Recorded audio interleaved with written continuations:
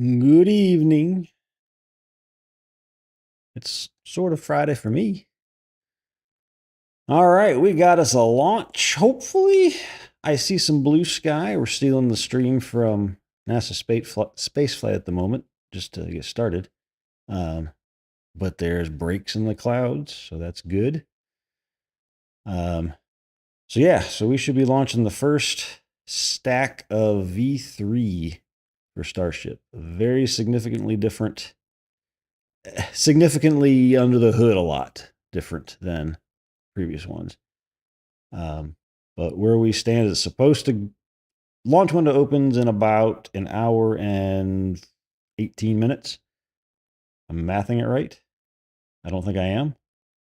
Hour and 47 minutes would be the hour. I was a half hour off. Hour and 48 minutes.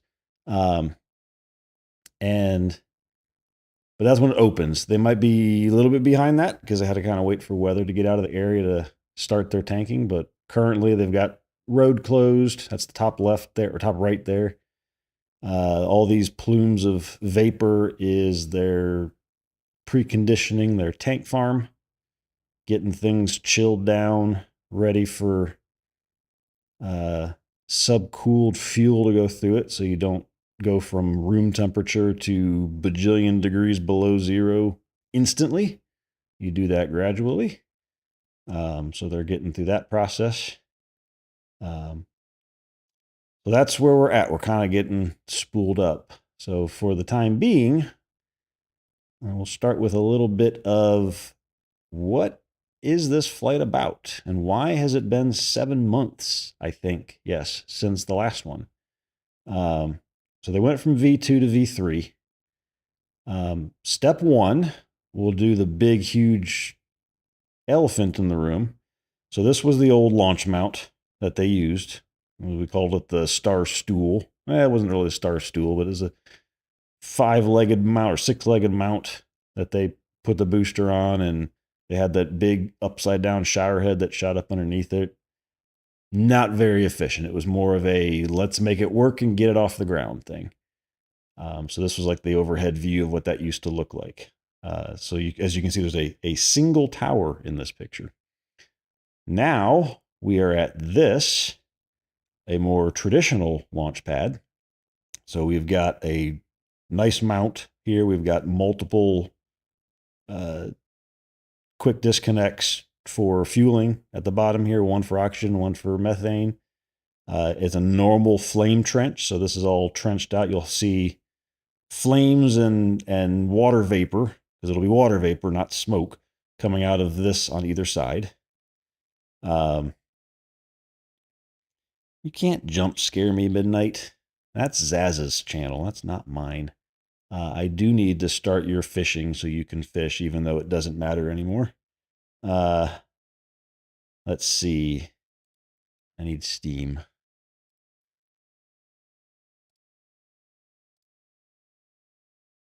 So we'll have a valid.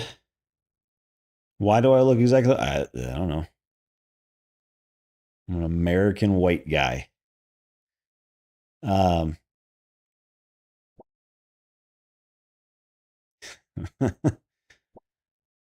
Anyway, so we've got an actual flame trench. It will properly disperse of the energy of the whatchamacallit, the engines left and right. You won't be completely obscure. So one disadvantage to this thing was when it shot out all of its energy, it went every direction and it blocked everything. This, it will only block the left and the right. You can actually look straight down at it and see it. So big change there. The chopsticks are stubby. They realized they didn't need the big, extensive long arms like these are. This, from about here forward, was unnecessary. It just caused it to be harder to start and stop them and move them with precision. So now that they're shorter, there's less momentum for moving them, and they won't wiggle as much as they get them in position. So that'll be save some weight, add some precision to it. So the launch mount is completely different. They also as part of this, the tank farm where they do all the fuel, so all this stuff where this vapor's coming up now, and where we see it back here, all this vapor, that's the tank farm. That is all new as well. It's completely rebuilt.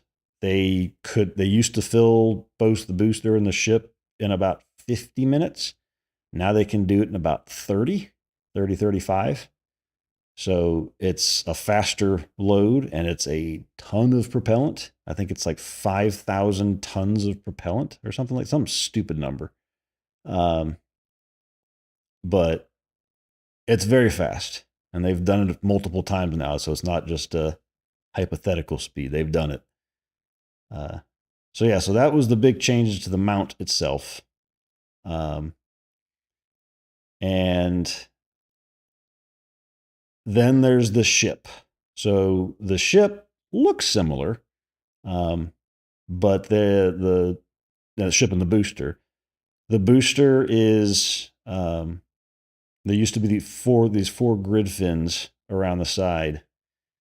This rocket is a test flight, Midnight. This is SpaceX's super heavy Starship thing. It's this top part is, there's going to be a human landing system variant that will land on the moon in a couple years. So, but it's also a very, very super heavy lift rocket. It's got about 100 tons of payload that can go to orbit with it, which is more than anything that's ever existed. So this is the most powerful rocket ever built and launched. It's basically to be able to take big things to space, be it low Earth orbit, the moon, beyond. Right now, the moon is the current target, but taking big habitat things to the moon and not only have the little Apollo-looking capsules that are the size of a minivan to take stuff. So that's the purpose of this guy. It's the first of its kind of this size. So, they changed the grid fins. There's only 3 instead of 4 because the 4th one was useless, really. It was not in an area that actually controlled wind. So they got rid of it. Best part is no part. If you can simplify it, simplify it. Less complicated means it's easier to maintain and build. The top here, I think you can go back to this view. Oh, they moved it. Well, you can kind of see it here down the bottom. Maximize this. The bottom here. Previous versions, this hot staging ring was expendable, so they would actually eject it off after they separated the ship from the booster. Now it's integrated, so it doesn't come off. They don't waste it. It's less weight. It's more efficient. So you can see it over here as well, in between the ship and the boosters. That's integrated now. The booster also has inside, and I should have had this up. I don't. Let me go see if I can find it. Well, we'll watch a video here in a minute from SpaceX that shows it. But inside the booster, between the methane and the oxygen tank, there's basically a Falcon 9 size fuel transfer tube. It's huge to transfer the methane down to the engine, so now they can light all of the engines at the same time. Before they had to stage them because there's only so much methane getting down there. Now they do them all at once. Good evening, PJ. How you doing? We are watching rockets. So that's been changed. The other big thing are the engines. So we had Raptor 2s on the previous flights. These are Raptor 3s. They look completely different. That's another thing I should have had up, and I didn't. So let's see here. Raptor 1, 2, and 3 side by side. Clearly I've searched for this before. So here we go. So Raptor 1, they never actually flew. It was more of just let's try to integrate. Let me get rid of this guy. Thank you very much. Raptor 2 is what they were flying before. So it was a big rat's nest in Raptor 1. Raptor 2 is more refined. Raptor 3 is what we're flying now. It doesn't even look like a complete engine, but everything is just more integrated. It's easier to protect it. So the black is now basically a heat shield for everything, for all the components. So the previous versions, they had to build like big old heavy heat shields around this top part because it was not protected. Now they don't do that. So it saves on weight. It makes the engine more reusable because it doesn't have to be refurbished as much because it's all protected now. And this is more powerful. So this is, I forget the percentage more powerful, but it is more powerful than the previous one.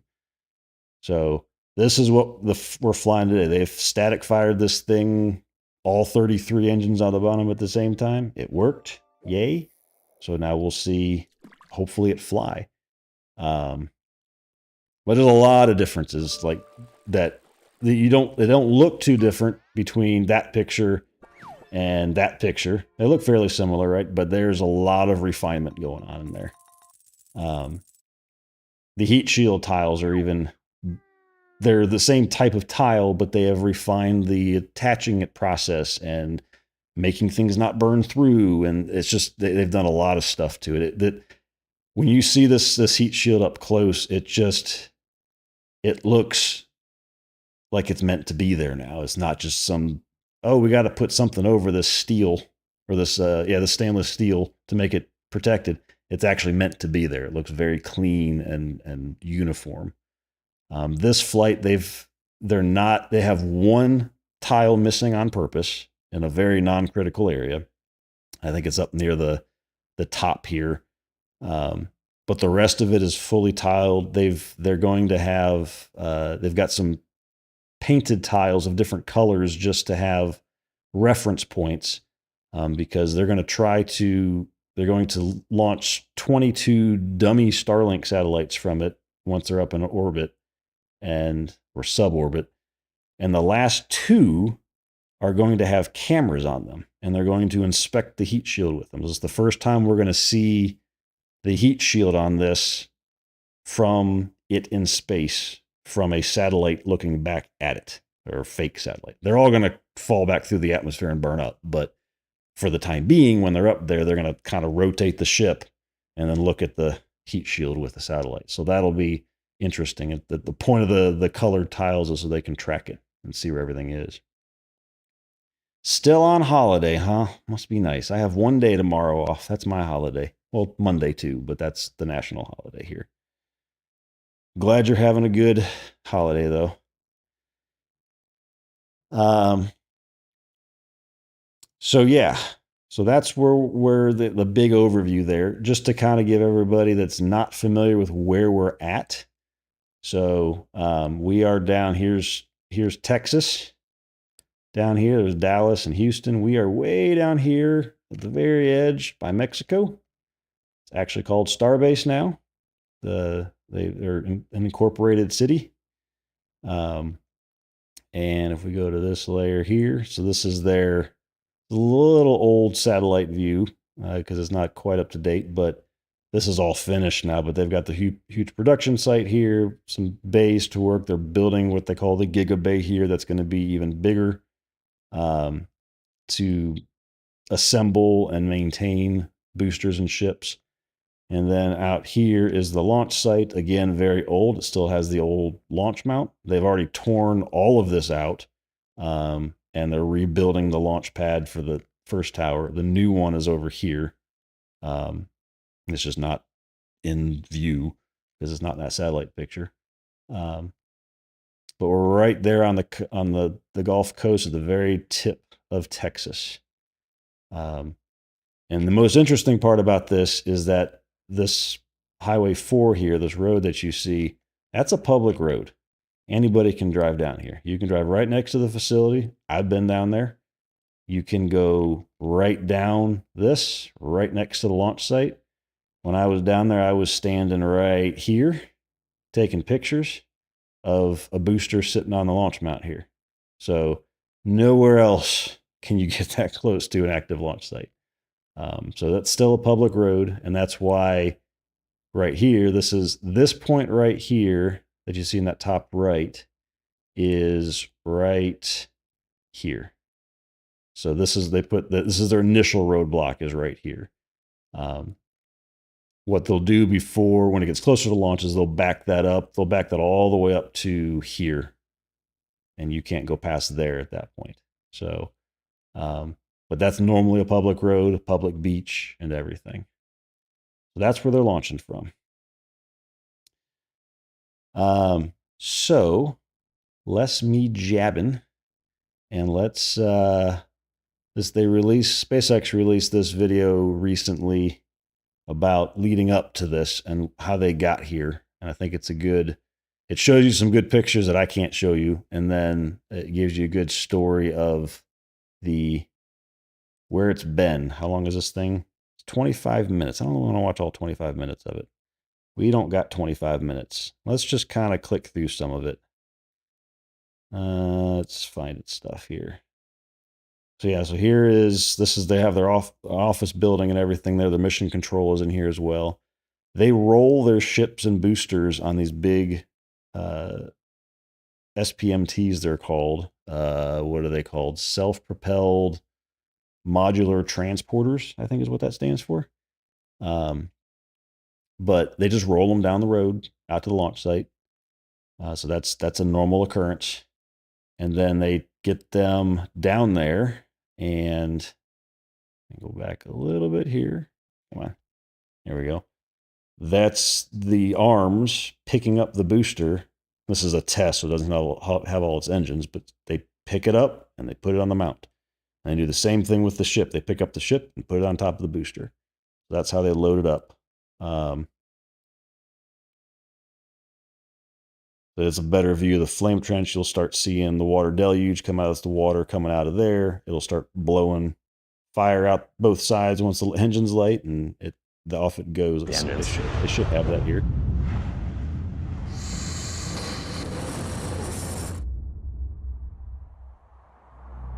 And they stopped and didn't show it, of course. So, so the ship. So there you go. There's some of the tiles, and that's not even the best looking part of it. So let's see what else we got. Yeah, there you go. There's them rolling a ship down the road for testing. That's a totally different look than the satellite shows. So, all right, PJ, have a good evening. Sleep well. And they're going into their factory here. We saw it there. Where is it? There we go. So there's a ship getting put on top. Well, this is an old view. This is the last flight that they had going up there. So that's old. Let's see if there's any more good views here.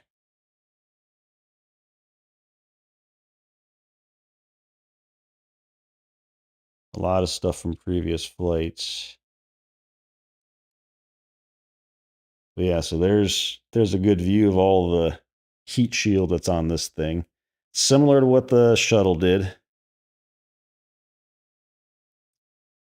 Yeah, I read Project Hail Mary. I haven't seen it yet, but I've heard it's pretty good, the movie as well. So, but yeah, more space stuff. Getting ready to launch one of these, hopefully one of these starships here in about an hour and a half. But he's clearly talking about something important. But that's the top of the ship's heat shield. Looks like the shuttle, same idea. This is not the same tile system that the shuttle uses. This is a completely different tile. It's one that's a proprietary one to SpaceX. They use the similar formula on their Dragon capsules, but this is much more extensive than it used to be. But it looks very refined now. Like they really have figured out how to get them on there to keep them on there well. But they've static fired this ship multiple times. Nothing fell off. So, but they're still testing. I mean, it's still a test flight. Stuff can happen. Where'd it go? There we go. So this is the Pez dispenser, as they call it. It's a giant Pez dispenser, but that's where they will launch the Starlink satellites from for now out of that. We're not really sure what it's going to look like for HLS because obviously people have to come out there in an elevator and stuff. We're guessing it's probably going to be more like the shuttle payload doors opening on this side of the ship when that happens. Because all of this up here is usable payload space. These little guys here look like little sockets. That is the female end of the docking system for when they dock two starships together in space, and they transfer fuel. Sounds very dirty, but that's what they're doing. They're using those to line up and attach to each other, and then one transfers fuel to the other one. So, but they've got to do in space fuel transfers to have enough fuel to get to the moon, land, get back off the moon and back. So, they're testing some of that hardware, making sure it lives through launches and everything now. What else do we got in here? This is another view of the old launch mount and old hardware. And then this was a good one. So they installed this big steel plate eventually underneath to make the shower head thing. But come on, where is it? Did I miss it? I must have missed it. Let's go back. The crater on the first flight that it left was quite impressive. Okay, it's somewhere in here. So giant chunks of concrete got bashed around, as you can see. That's not ice, that's concrete getting flung up from the ground. It did not end well on their first. There we go. Yeah, that was the crater that was left when they had no deluge system underneath 33 Raptor engines. They foolishly thought that the concrete they put there was going to handle it. And it almost did until it didn't. So, but that's not, they didn't have to let the rocket dig a hole in the new one. They've got a flame trench purposely built on the new one. So that should not happen again. They've already tested it and it seems to be working well. Let's see what else we got.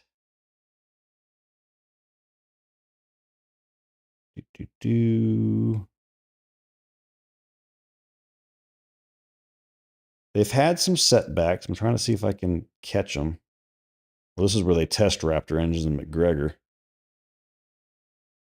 And they test every single engine like this in McGregor, Texas, on a test stand to make sure it's doing as they expect it to. Doesn't mean they always work, but they try. There's the drone actually hit. Funny story about this picture is the drone actually crashes into the engine here. The drone operator didn't do very well, but that was the old ship lift coming out. It's going to look different this time. So let's see what else. Ooh, that's trying to see if where they show their failures, because failures are important. You know, you learn from your failures. And that's why this video is called Test Like You Fly. They test it like they're flying. And if it fails, well, they know it wasn't going to fly well. So, yes, I think this is it here. Maybe. No, this was the static fire. Oh, this was one failure. This was their first static fire. The ship went boom. It left a mess at their test site. But that's why they test it. They found problems and they fixed them. It sucks. It feels like it's a setback, but that's why they do it. They also had a booster do something similar, basically unzipped itself. I'm trying to see if I can find that. They were just doing a pressure test on it at maybe here? Yeah, booster 19. Oh, that's the successful one. Or was the unsuccessful one?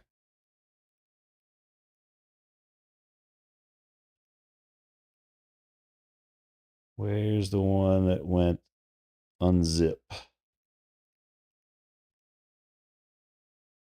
This one? They're always impressive failures. You don't want them to fail, but when they do fail, they're really cool looking.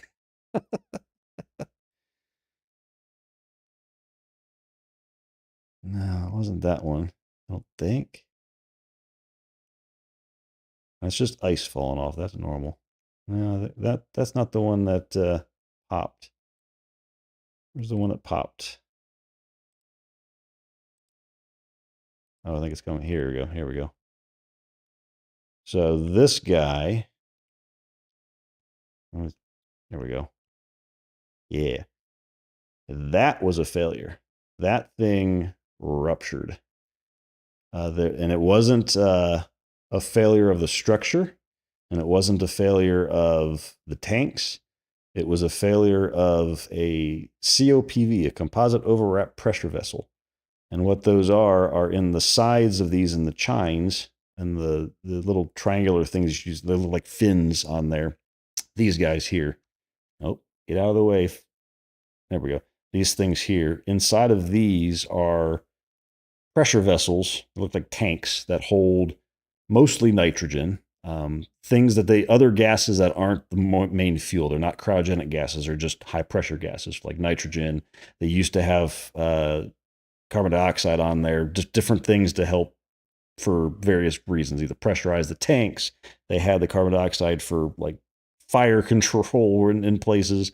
Actually don't have any of those anymore. But one of those nitrogen tanks popped. There was a flaw, or it got dropped in transport or something, and it popped, and it basically unzipped the tank. So when you look at where it popped, let me slow this down.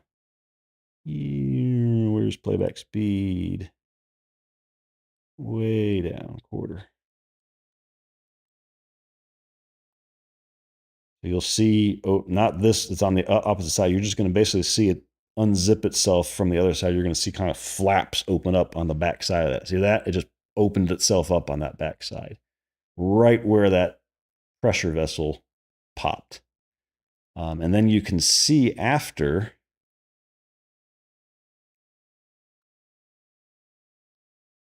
Come on. I think they show it. I thought they showed it.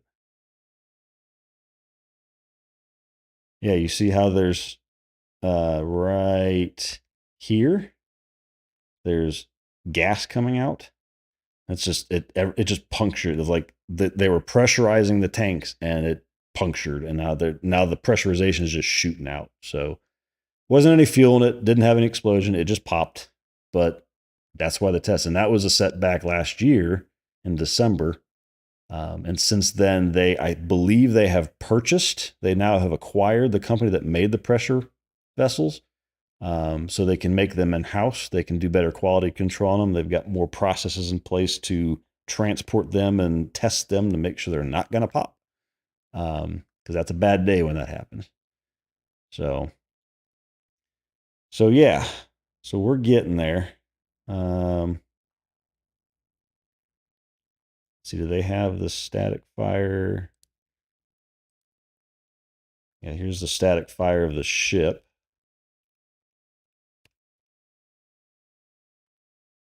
Well, we can come out of super slow-mo.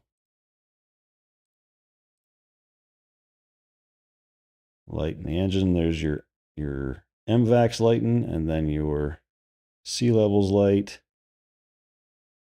in the middle there. It'll clear up a little bit. So there's their static fire of the ship. This is all water vapor. It's just evaporating water.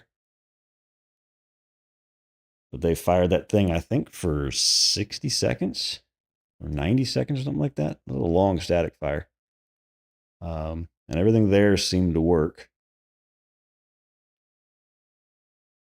But there's two different size engines under there. So if we go back to that, you've got these three outer ones are vacuum engines, and they got bigger nozzles on them because in space, the whole way rocket engines work is when they push their exhaust out. That's what's actually propelling the engine, is the exhaust pushing against the sides of the nozzle and pushing it forward, or pushing it whatever direction it's going. In space, if you have a shorter nozzle, that pressure quickly goes out to the sides because there's no atmosphere, right? There's nothing to direct that back in the direction you want to go. So they put a bigger nozzle on there. There's an nozzle extension, basically, that makes that pressure stay in that direction for longer. So you keep your performance out of the engine. And then you got your three sea level ones down here that do not have that extension. And they don't need it because all six of these combined is enough. And these three middle ones also gimbal, so they can actually turn and adjust where the engine goes, where the thrust goes, so they can actually steer the ship. And they use them too. Like you'll see, assuming everything works today, you'll see when they're coming down, the engine will fire, and they'll start gimbaling to flip the ship and then and guide it back down straight. So that is why there are two different looking engines. They're all six Raptor 3 engines. They just, one has a nozzle extension and one does not. So there's that. I don't think they had done the static fire on the booster yet. So yeah, so that's what we're looking at. Let's see, anything change over here? So they're still doing their chill. Nothing changed there. See, the SpaceX doesn't start for another 30 minutes. He's just going to have similar views. So yeah, so now we got time to wait and watch and hopefully get a launch. And the weather's looking much better. There's sunlight. That's different. That's new. You got a better view of the hot staging area now, where it's not a disposable ring. It's actually integrated. One thing they did with the old ring was they closed off a side of it so that when the engine exhaust from the ship pushed on it, it would push the booster in a known direction, so that when the booster went to one side, it was the direction it needed to tip so it could do its boost back burn to come back to land. What they've changed is they don't have that anymore. They're actually just going to make the engine ignition sequence of the ship be in a manner that it pushes the booster in that same direction every time. So they know they got six engines there. They know exactly where they're pointing, and they'll just light them in a certain order to put a little extra pressure on one side of it before the other one's light, so that it pushes it in the right direction. So they've changed that about that. What else about this whole new system? The water deluge is a thing. It's huge. It feels like it's overboard when they fired it. There's the flame trench deluge that goes on the flame trench, and just where the engines are directly shooting before it lifts off, and is protecting that stuff and doing sound dampening and absorbing a lot of energy. But then there's also top deck engine, or a water deluge, which goes off a few seconds after the engine's light, but it's there so that when the engines come out of the mount, it protects the mount and everything around it from getting toasted. They're massive. They actually hit the road. So if we go back to the map, where's the map here? So the new tower is here. Pad 2 is here. When they shoot it off, I think it's oriented so it kind of goes top left to bottom right. So that angle, when they shoot off that top deluge, that water sprays all the way out to here, and if it's windy, it just crosses over the road. So it's massive. The expectation is that there's once the engines start hit that water, it's not going to do that because it's going to vaporize that stuff so fast. That's the idea at least. But it is a massive amount of water they're shooting out of there. I want to say this is going to be the biggest water deluge, the most water used in a water deluge, right behind, I think it's either SLS and then Blue Origin's New Glenn. Those two are about the same, and this is going to be even more water than that. So it's going to look crazy. It'll be very interesting to see what it looks like when it finally goes off. But so yeah, we are in chill down mode at this point. I mean, they're not going to start loading propellant on this rocket until probably another 30 to 45 minutes, probably 45 minutes. But when they do, what will be crazy when you're watching this is you will be able to watch the frost line, because it's cryogenic fuel, climb up the side of this rocket like you're filling a cup of water. It's not like so slow that you have to do a before and after picture. You can literally see it moving up because it's filling it so fast. And it's a lot of fuel. They had tankers filling up their tank farm all the way up until probably about an hour ago. The last truck left. So they are doing stuff to help that. If you look down here, and this just to the right of the booster here, this tower looking thing here, it's a lot further away than it looks. That tower is actually placed, so the mount is here. That tower is actually all the way over here.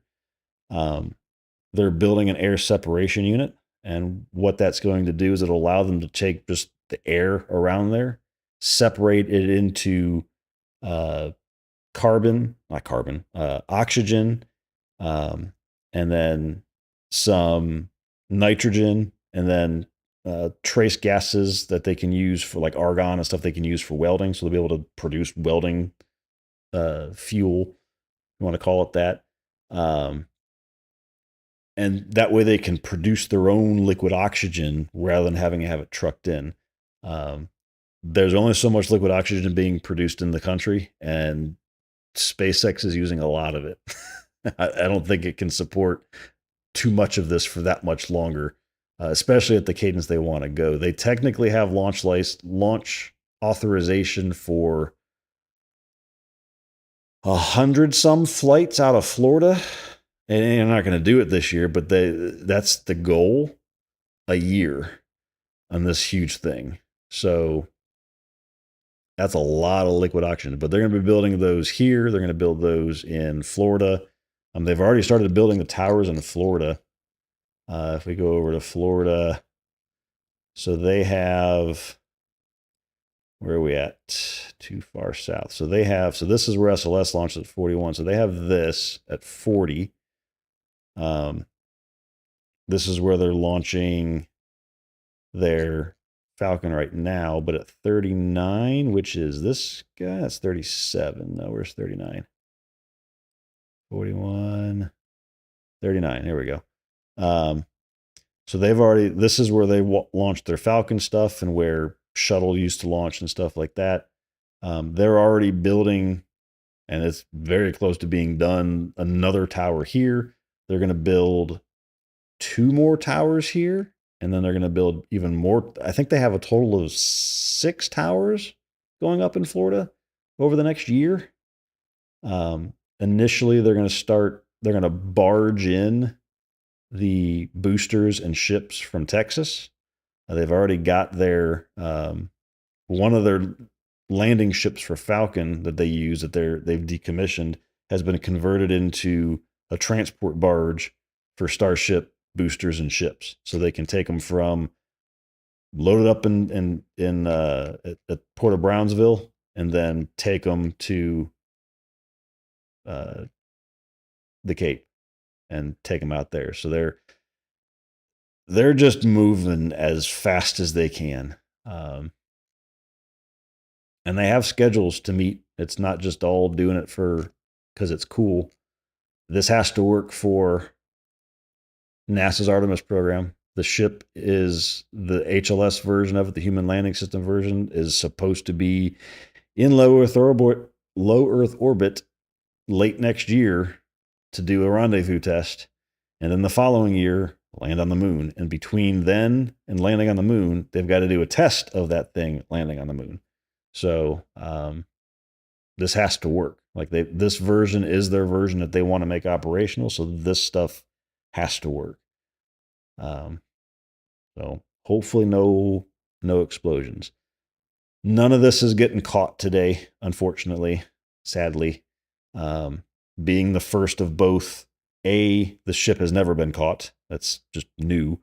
But the booster is the first of this booster, and they're just going to do a soft, what they did on the last flight, where they basically came to a hover a few hundred feet or hundreds of feet, maybe 1,000 feet off the Gulf, the surface of the Gulf, and then they just shut the engines off and let it fall in there and pop. But that's what's going to happen this time as well. And the ship's going to do another landing in the Indian Ocean, just off the coast of Australia. So the plan is, it's a slightly different flight path too. So if you remember from a couple flights last year when they took off and they popped and they dropped some stuff on some islands in the Turks and Caicos. So that flight path was from here. It kind of went out across the Gulf, across the Keys, the Bahamas, and Turks, and went out and then down out the Atlantic. Now they've changed it so they're going further south, and they're just gonna basically stay over water the whole time. They might be going over the Cayman Islands, but it's mostly here. And by the time they get to here, it's high enough where if it's not going to rain anything down on land. But I think it's more of a keep it over water more. And there's a few little bits here where they got to go over like Grenada and Barbados and stuff, but they're trying to do less chance of something popping on land and to disrupt less flight paths. The flight paths from just regular planes flying, there's a lot of them in here around the Bahamas and the Turks and Cuba and Dominican Republic and Haiti and everything. There's not nearly as many going through this part of the Caribbean. So they're disrupting less air traffic going this way too. So they've adjusted that, but it's going to fly over there. It's going to be up at orbital altitudes by the time it gets over here, fly over southern Africa and Madagascar, and then it's going to do a little dog leg and plop down somewhere in here off the coast of Australia.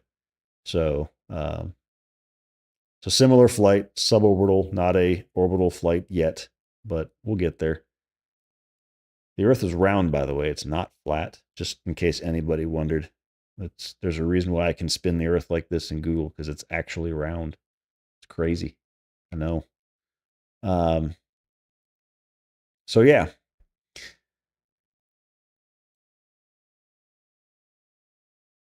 Now we wait. I'm trying to think if there's anything else to chat about or show.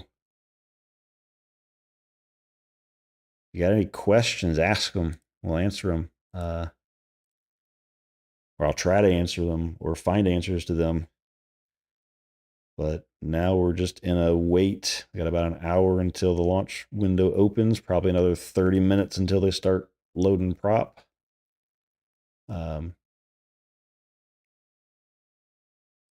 It looks like they've got most everything chilled down. If you look at this pipe here, this is the tower vent. So the two fuels they use are liquid oxygen and liquid methane. Liquid oxygen is oxygen, so they can vent it if they so choose. It doesn't hurt anything. It's perfectly safe. This is the liquid oxygen tower vent. And when there's stuff coming out of here, it means that they are chilling the lines all the way up to this arm, the quick disconnect arm on the ship. And this is already white, so it is chilled down. And we saw some stuff come out of it earlier. So they're getting stuff chilled down. The liquid methane, you can't vent. That's That's there's a reason why we talk about cows and methane and hurting the ozone. You don't vent methane just to vent methane. So that goes, you won't see that getting vented anywhere. That goes through a recapture system where they still chill the same line. So there's some that's probably just nitrogen. There might not even be oxygen coming out yet. That might just be nitrogen. But you won't see methane getting vented anywhere. That gets reclaimed and sent back to the tank farm to get chilled and subcooled and reused. Only time methane would vent is if something went pop, which could happen. But if that happens, it's probably going to burn very fast anyway. So, and if you're a fan of Cybertrucks, because I know everybody is, you can get your fill of Cybertrucks at Starbase. I see 6 in this picture alone. 1 here, 2, 3, 4, 5, 6. And that's nothing. Let's see. Let me see if I can find a picture for you of how many there are. Cybertrucks at Starbase. Images. Yeah. So this is, they were delivering these left and right across. They just have tons of them at Starbase. I guess they can't sell them fast enough. That's not Starbase. Where is that? That's just a falsity there. Yeah, so they just park them in a big row and use them. But yeah, I mean, I guess they move people around. I guess. It can haul some stuff, like it can pull engines around, but you don't see it hauling a lot of stuff around. And it's an ugly ass vehicle. Yeah. It was very funny watching. It seemed like it never ended. Like this whole row here that you see of Cybertrucks, if we look at the map, that is them parking them. This is an old picture, so you can't see it. Basically, the entire length of this was just all Cybertrucks. They just filled it up, and it was hideous. It is hideous. It's still hideous. But they just kept delivering them and delivering them and delivering them. And yeah, I don't know. Whatever. If it works for a need that they have, so be it. Not everything has to be pretty. Not everybody has to like it. But I guess there's a use for them somewhere. But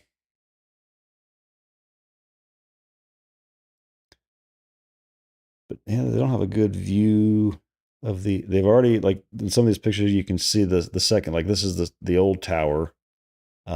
You can already see they've chopped off the chopsticks on that one. Can't see it very well in these views of they've already started building the mount, like the frame of the mount is already going up. And they're digging the trench. But just like every single launch site, except for out at like in Vandenberg, because it's up on a cliff. Florida and here it's at sea level, and there's just the water table so high that it just takes a while to dig and make it stable. They have to do a lot of pile drilling and yeah. I'm not an engineer. I just know that it takes a while. But so yeah, they're just kind of, looks like they're at this point they're just kind of maintaining pipe temperature levels. They're just spitting some stuff out here and there to keep things chilled and ready. They've got these big vents here. This is liquid. This is oxygen just being vented up as part of them pressurizing the system and everything, and it's just being dispersed in the air. They used to do this as just a pipe on that dropped it on the ground, and it just kind of spread across the ground. But I think they realized by doing that, it makes for not being able to see stuff on the ground anymore because you got this big cloud of liquid oxygen or not, it's not liquid anymore, it's vapor, but just covering everything. But this just gets it up and out and dispersed, and as you can see, it dissipates much quicker. So just a more efficient tank farm for propellant. Skies are looking better. Let's see, I was looking at it earlier. There was some rain off to the west, but I think it was leaving. Let me see. Let me get up on the other screen here really quick, so I don't show you where I am. We got rain all over the southeast. Oh yeah, much better looking.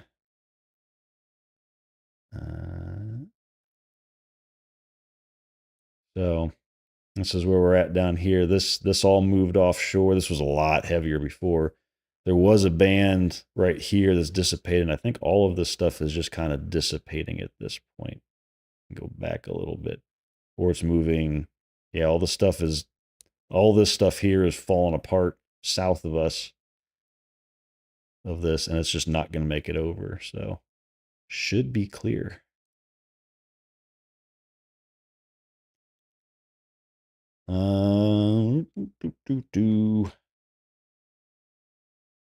I don't know what else. What else is cool to talk about that's changed on this thing? They do have a bunch of test tiles on the back side of the ship, like these little blocks here on the side of the booster or the ship, and on the back of the flap here. They're not there for a purpose other than what we're thinking is they're just testing different adhesion methods to see if anything is better than what they're doing now. That's our guess, because none of these are needed for any heat dispersion. It's just they will all experience the same vibrations from launch. So they're just testing, do these stay on any better or worse or whatever that is, right? Or maybe they've got the ones that are on there now in a certain way, but if they do it one of these other ways, they can save some weight, which means they have a higher thrust to weight ratio, which means they can put more payload in there. So all testing, but none of that stuff matters for reentry. Yeah,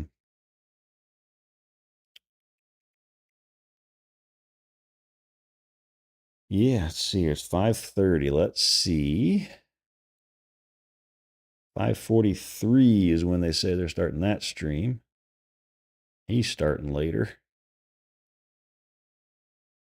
Let's see what. You just don't want to work, huh? All right, that's fine. That's fine, YouTube. You be that way. Let's get some of these out of here.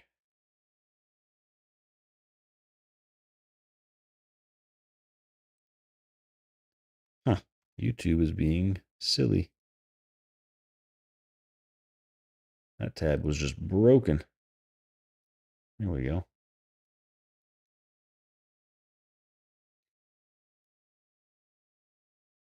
Got some different views on this stream. Go away, chat. Yeah, so they're definitely doing stuff, spooling up a tank farm there.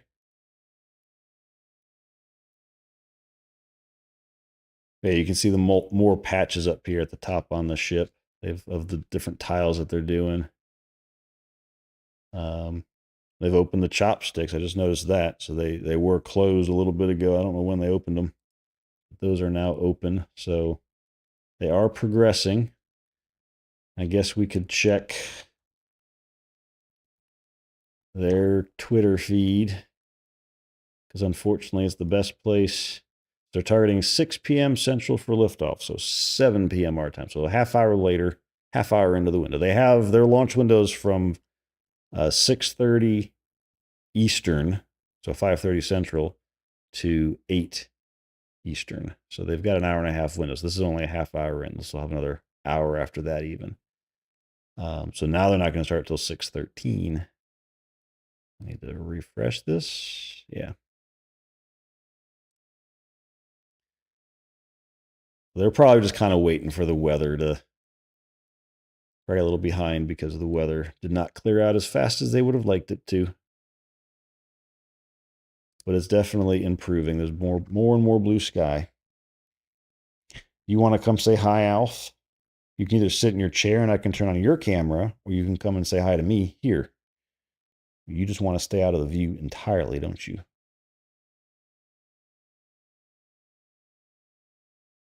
Weirdo.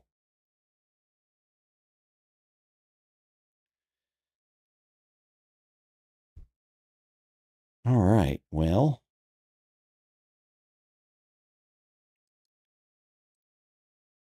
they were showing something over here that was interesting. I'm a little behind. I paused by accident. Yeah. Yeah, that was the. Yeah, so and the one it's a lot more technical than uh most people care about, but howdy's ass. One thing that they have changed about the Raptor engines with these new ones and the new ship and booster is the old ones had like an igniter that was built into the launch mount. So the launch mount actually had it for the outer ring of 13 was it 13 engines? No, it's 20 engines. There's 33 total engines down there. There's 3 in the middle, a ring of 10, and then 20, I think. Whatever the outer ring is, I think it's 20. Um, but on those engines, the only way to ignite those before um, was they had this igniter that they hooked up on the launch mount that was had to be manually done, and it basically lit everything with traditional what they I think it's what they used on Falcon 9 right now. It's I think it's called TTEB is what it's called. They've changed it now to a what's the word they used? Uh, acoustic ignition. So I don't know if we'll hear it, but it basically is this some device. I don't know, have any clue how it works, but some device that makes an acoustic sound of some sort that is moves air so fast or something that ignites the engines. So you hear this whoop, something like that, something like that when it tries to ignite, and it's just they all light instantly. It's they were testing the igniters on the launch mount without even a booster on there, and you would just see this flash of yellow down there when they went off. It was kind of like a zip sound. Um, I don't even know how to describe it, but so that's a whole new ignition system for them. And then, like I said, they can light all 33 at the same time now. The old launch mount did not have the ability to hold down the booster when all 33 were firing at full thrust. It just didn't have the proper. Uh, it just couldn't hold it. Like it would break. So they had when they launched the old launch mount, there were clamps that hold it in place normally. They would actually release those clamps before they lit the engines, and as soon as the engines had enough power that gave them enough thrust to weight ratio to actually lift off, it slowly lifted off the mount. So it actually looked really slow when the booster lifted off before. Now this launch mount has the ability to hold it down at full thrust with all 33 firing. So what's going to happen now is they're going to be able to light all the engines, ramp them up to full power, and then release it. And this thing, because these Raptor engines are more powerful than the old ones, it should go up a whole heck of a lot faster than it did in the last flight. Should. We'll see. But that's the idea. So it's a powerful little, much more powerful beast than the old one. So we'll see. I'm trying to see. I think. Am I looking at this right? No, this is further. The top left picture is further down the beach, I think.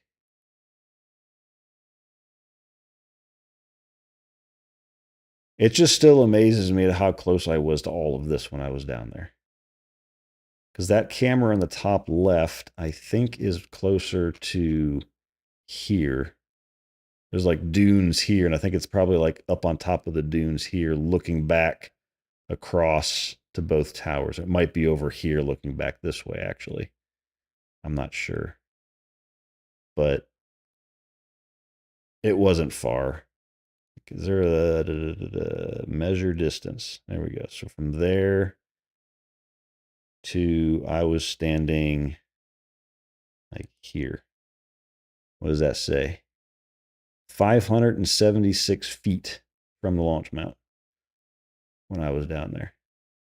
And it looked more like this when I was there. It's totally different looking now. I wouldn't even recognize it because like these big vertical tanks aren't there anymore. This launch mount's not there anymore. There's an air separation unit over here. This is a traffic circle now that actually functions as a traffic circle. It used to be you'd come down here and had to do like a 12-point turn to turn around if you didn't have all-wheel drive because you would sink into the sand on the beach. So that's what I did when I was there. Now I could have just done a little around the traffic circle and got out of there.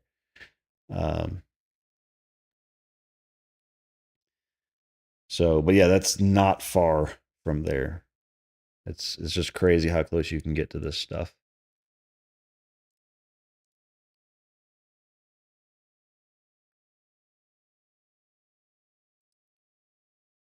Nowhere else in the world.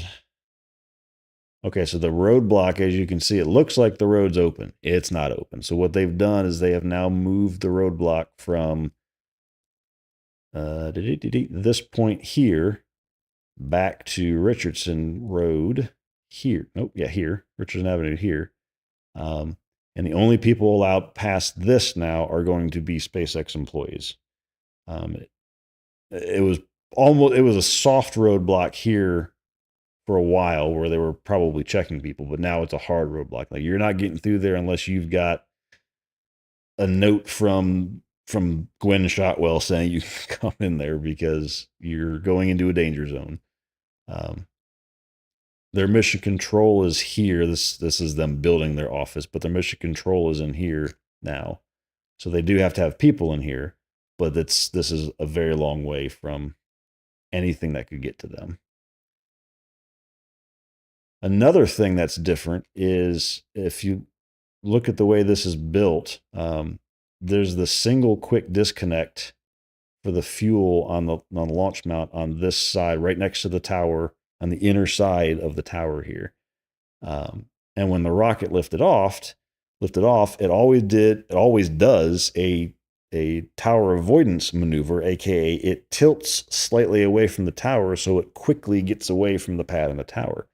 So when it did that tilt away, the engines just roasted that quick disconnect. And they had to refurbish that thing every flight. It was disgusting. It was just like all of the tubes and everything had to be replaced. All the piping had to be replaced. The new quick disconnects are on the opposite side of the thing. Oh, they're zooming on that. So yeah, if we look at this guy, these two gray things here are on the opposite side of the pad from the tower, and those are the quick disconnects for it. And when the rocket tilts to the right, basically, on this view, away from the tower, it's not frying them anymore. So they have covers that go down over them to protect them, but there's only so much you can do quickly. Like you can't get this nice, perfect seal within 2 seconds. You're getting we're going to keep most of it out. So if you're not firing an engine directly at it, that's ideal. So that's different about this. They've also put some cladding on the top of the tower. When the booster comes back, it's not as big of a deal because it's coming back in from the view you're seeing here from right to left, back in from the Gulf. When the ship comes back in the future, it's going to be orbiting the Earth. So if you look at the map, if it lifts off from here and then it goes east-ish, around the world and orbits the moon, orbits the Earth. Love to see it orbiting the moon. It's going to come back and have to cross back over Mexico and then back from the west. And it's going to have to do something to come back to the tower. So what's going to happen is when it gets to here, this is our current animations we've seen and thoughts are it's going to do its flip maneuver right about here. And then it's going to be coming straight back down to the tower, or is the thought. Maybe I might come back, go out, and then back a little bit. But the engines of the ship are going to hit the top of the launch tower and potentially fry stuff up there. So they've actually added some cladding up there in the expectation that in the very near future, ships will be landing here as well, because they're going to be basically cross range back across and then in. So it'll be interesting to see what that profile looks like coming back. They don't have a launch. Their license does not allow them to land the ship back at the pad yet. It only allows them to go to the Indian Ocean. So, but I imagine if this goes well, next flight, they may try. They're not going to try the ship because they're going to get the booster first. That is one thing you got to think about is it takes, at orbital speeds, it takes 90 minutes to go around the world. They, at least that we have seen, they are not able to get a booster off from the chopsticks back onto the and lower it onto a transport stand and out of the way in 90 minutes. They may be able to. It's just they have to practice first on these things because they've got even on the pavement next to the tower where they put the transport stands with the booster before they lift them on. They've got markings for where they're supposed to stop them, where the wheels should stop and align everything so that when the chopsticks come down, they are perfectly aligned. They close, they pick it up, and they move it. So ideally, it's the exact same thing. You put the transport stand in the exact same spot. You lower the booster over and back down onto the stand. So, but they got to refine all those processes. Ooh, we're getting a good bit more venting on the tower vent here. And you may ask on this tower vent, why is the vapor falling? Well, it's liquid turning into vapor. So initially, coming out of that pipe, it's liquid oxygen or liquid nitrogen or whatever liquid gas, liquid super chilled gas is there. So it falls initially until it quickly, in the heat, warms up and turns into a vapor and then evaporates. So that's why it falls and it does not rise as it comes out. It's still technically a liquid. Hi, boy. Are you feeling left out and you brought me your ball to throw it? Is that what it is? Go get it.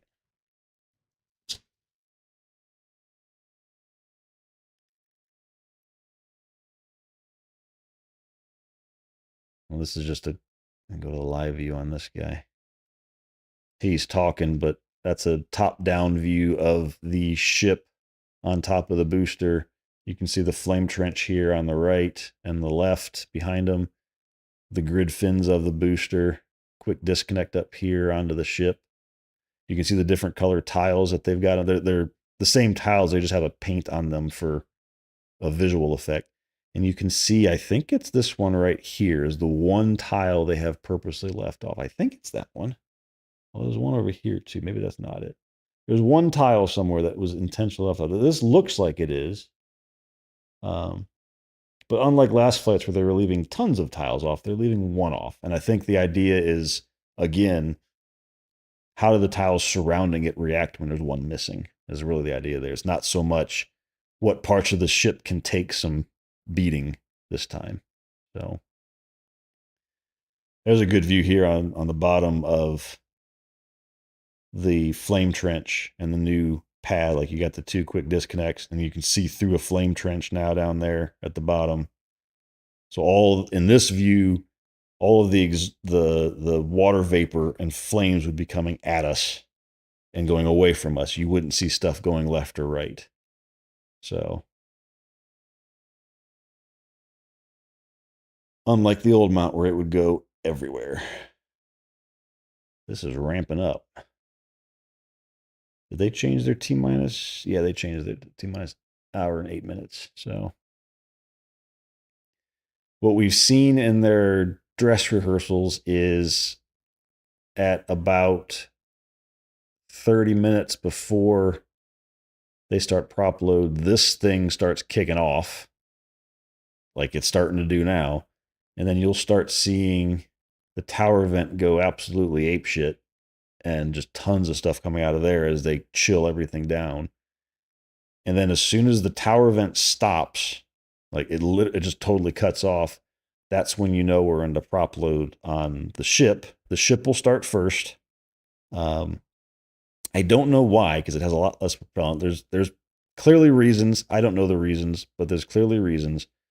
They'll start the ship propellant load first, and then they'll go to the boost, and they'll start the booster very shortly after. I mean, we're talking 35 minutes to tank the thing, so it's not a big gap. We're talking minutes.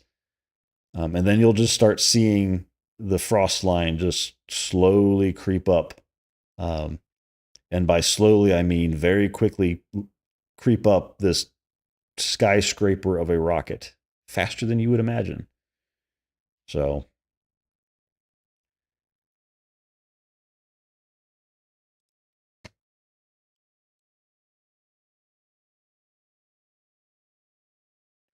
see which one's got better views. This has got more views, this guy. Nobody else has started yet, I don't think. Well, he's started. He's just finishing his intro, though. Well, you can see some previous flight stuff. Go away, chat.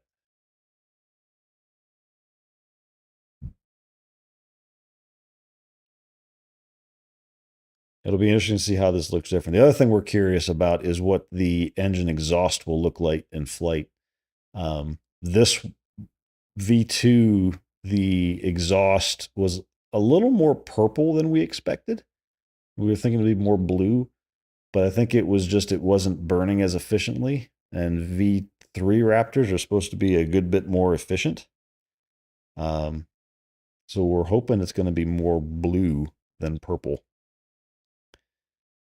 That's not going to change much because it's just, you see the purple in there. It might get bluer than that. I don't know. It's just reacting with a lot of air at that point. So, and I can say, like, if we go back on this, pause it there. So if you look at this, what this bottom looks like here, you see all the shielding that's on the side here, and you barely see you just basically all the way down to the nozzle of the engine.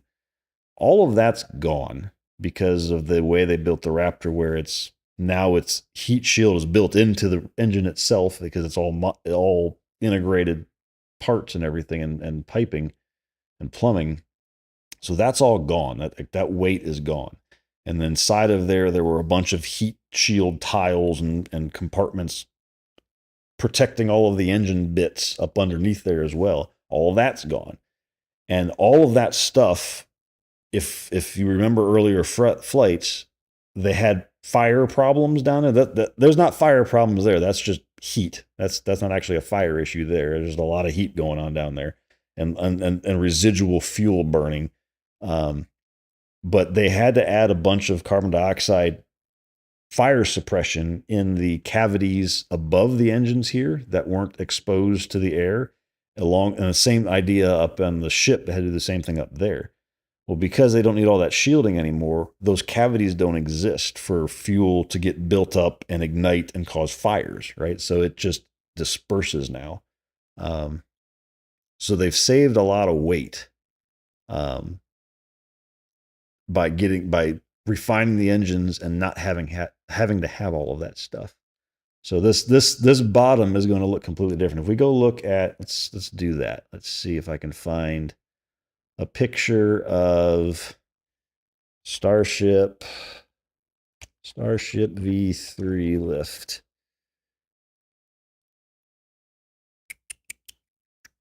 Here we go.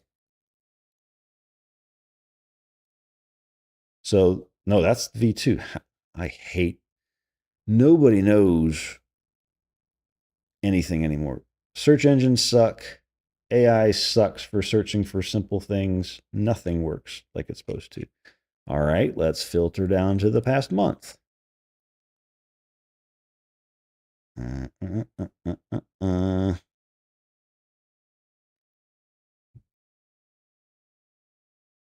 Show me the engines. There we go. That's a good picture. So that's what it looks like now. Those are all V3 engines. But you see how all that shielding on the outside's gone? There's no need for it because everything that's black is already shielded. It's designed into the engine. So there's no need for all of the extra shielding and all the extra cavities that have the shielding surround the top parts of the engine anymore. So like that on the old where is it? See at the very top of the nozzle, that's when the shielding starts and everything. There's the top of that nozzle right here. There's still no, that's still just engine. It's just already protected. It's integrated heat shield basically. So that it just saves a lot of weight. It simplifies the rocket and it makes it so you don't have to worry about fires up in there. Now, that's not to say if an engine explodes, you're not going to have a fire. I mean, that can happen. And that's not out of the question. But at least it's not in a cavity that has no way to extinguish a fire. Now it's just going to be out in the air and it can disperse the flames if it needs to. So totally different looking butt end of the rocket. So that is one of the major changes in V3 from V2. It's new. I don't know what else to say, but it's new. All right, so he's just back to that stuff. They've still got another 15 minutes going on here. He's doing a weather report. Okay. I already did our weather report. Weather looks good in my opinion. Lots of blue skies. That's great. That's makes it better for us to be able to see it ascend.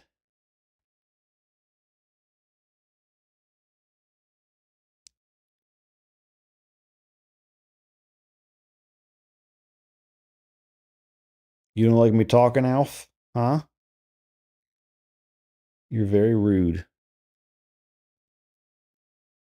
Either come here or go sit over there so I can put a camera on you, show everybody that you're just staring at me. Come here. Come here.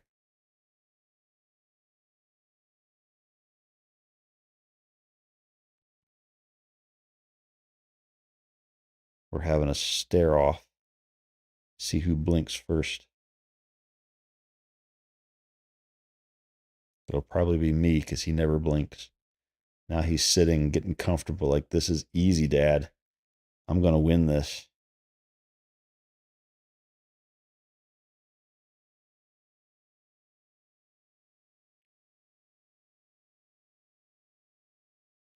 My eyes are getting dry, Alf. Come on. Come here.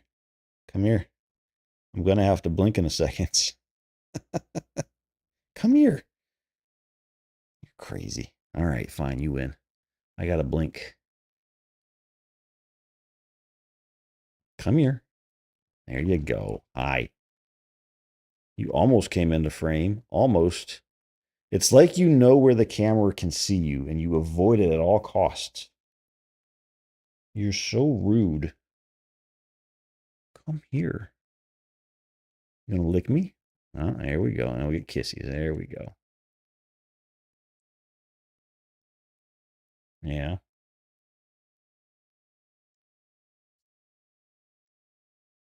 Do I need a bath? Yeah.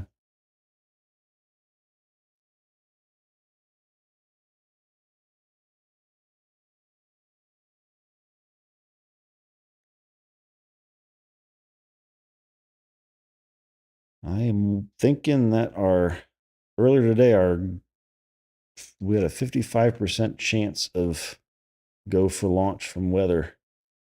I'm thinking that's gone up, or at least hoping that's gone up. The only unknown is wind. Doesn't look windy at the surface, but that's not upper level winds. Those matter too.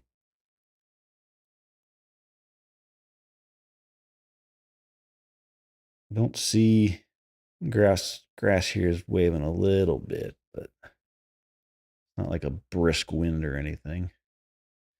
And the vapor here is not getting blown very hard in any direction, just a little bit to the right there, but there's always going to be some breeze.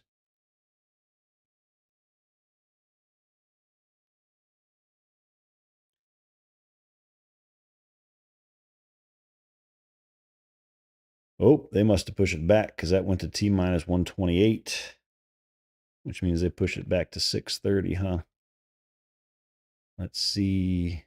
Should just leave there. Not NASA. NASA's not going to tell me anything about this flight. Yeah, 6:30. We're probably just trying to target a window they think it's going to be the likeliest chance. Because once they start prop load, they can hold for a little bit. They could probably hold for like 15 minutes, but they target 6:30, then they might be able to hold until the end of the window if they had to. So they're probably just thinking it's only going to improve as they go.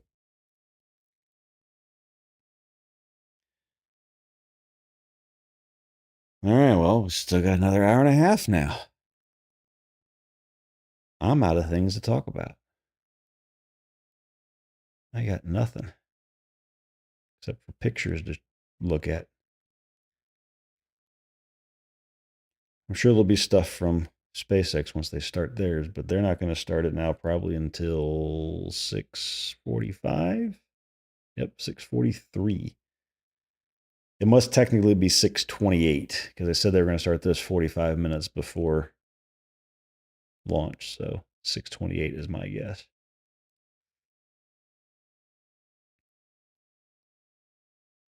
Probably because if they have to push another half hour, then they got to push it to 7 or 6:58, which is still technically in their launch window. But if they push it to 7, that's technically beyond their launch window because if you're a millisecond late, you're after your launch window.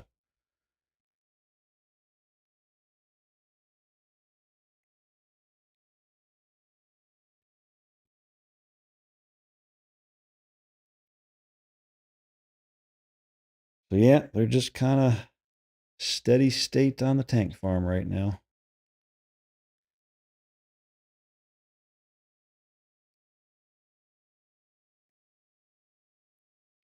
They put their this gateway to Mars sign down here. Um, was there when I was there, but it was on a kind of not very hastily made wall that was painted black, and they put it up there. And then something, I think they just tore it down because they had to. It was in the way of them building this launch tower, and they built it back up more permanent now. So it's actually made of concrete instead of, I think it was just like shipping containers stacked next to each other that they had it on before.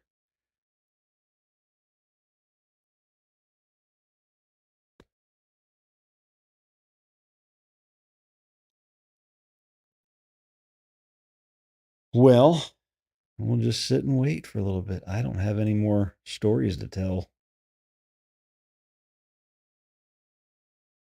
other than it's about time we get a launch in. What do you think, Alf? You think it's time to launch?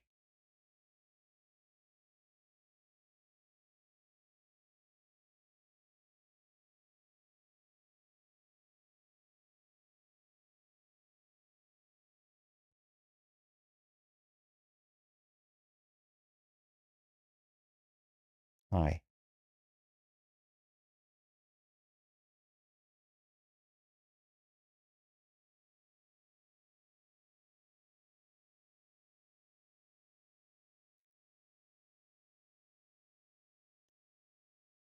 All right, well, let me take a quick bathroom break since we're we're running a bit behind. Get that out of the way now so that if it does launch, I don't pee myself. Not you. I guess I can let you out too, Alf. Get that over with while it's not raining here.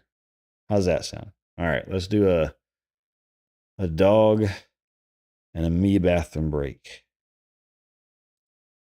We'll leave this view up and we will turn on our, gotta find the right button there. There we go. Waste management system in use. So I will be right back.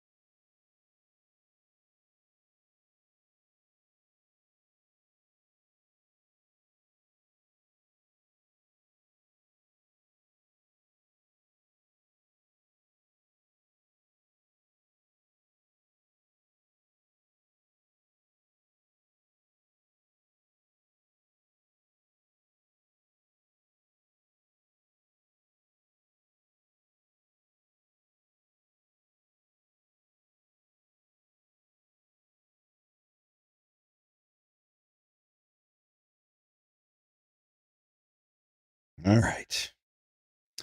Bladders are empty. And Alpha's going to go crazy because he had food from his greenie. And now he has to go crazy. How he works. He goes from 0 energy to full energy instantly. Don't you? Don't slobber on me.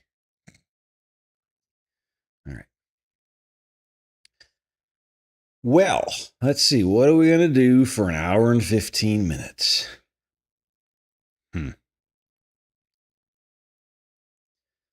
Let's see. I could. What can we do, bud? What can we do? Pass your ball. Blah.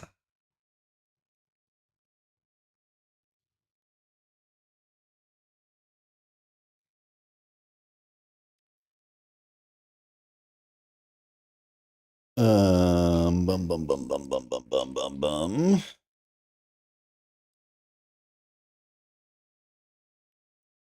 Put that there. And then we could, let's see. What can we do? Something to keep us busy for an hour. Or really only like 30 minutes till their stream starts. Because they'll hopefully, what we're kind of, Alf, careful.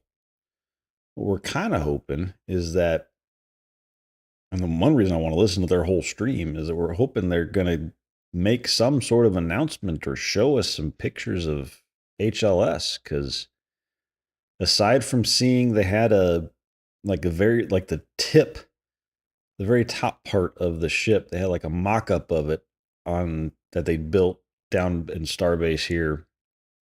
And they were kind of sort of testing a little bit of the suits and people fitting in there and how big it is, and then testing their elevator mechanisms and stuff. But we've not seen anything else since, and it feels like we should have. I mean, Blue Origin has their Mark 1 lander built and getting ready to launch.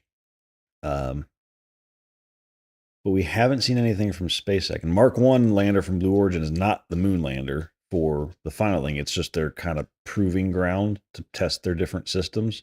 It wouldn't be what they use for the actual moon landing. But they're not contracted to be on the moon landing for many years.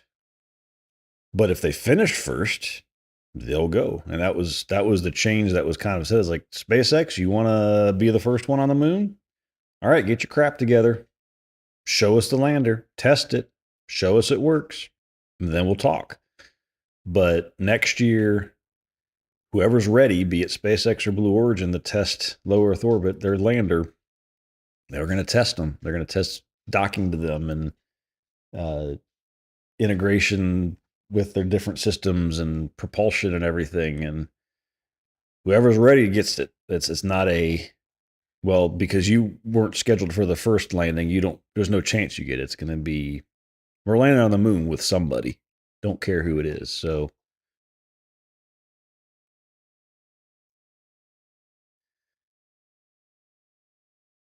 let's see. 30 minutes. What do I have that's 30 minutes long?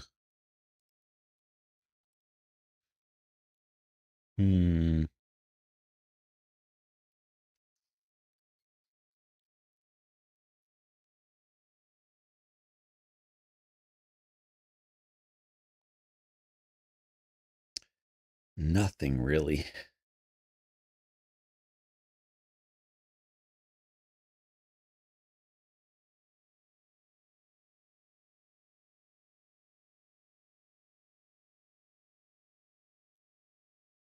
Trying to see if I got anything that I can put up in the corner. Oops. Put up in the corner, but I don't.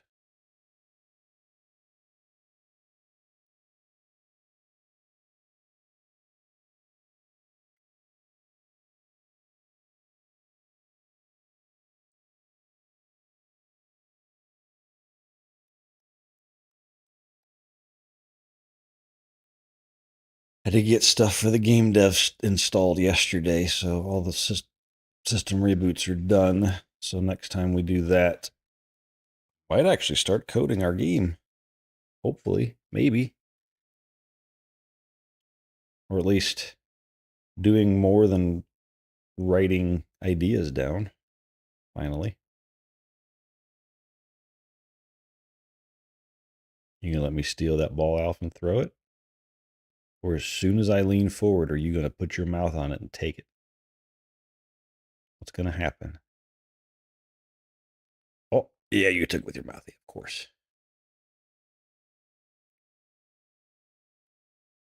Get you. I'm gonna get you.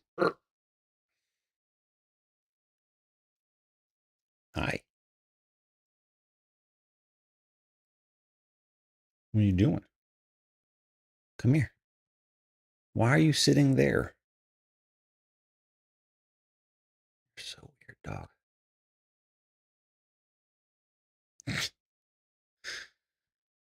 Alf, the vet was not wrong about you. That you are not the brightest dog in the pack. The vet actually said that about him last time he was there. He's like, he's not the brightest of the bunch. uh, apparently he didn't have a treat in his hand or anything, and he acted like he did.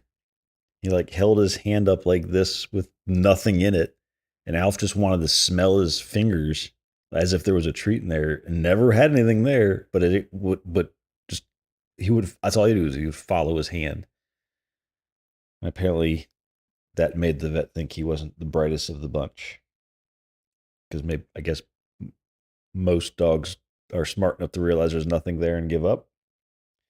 Are you a gullible dog, Alf? Is that what you are?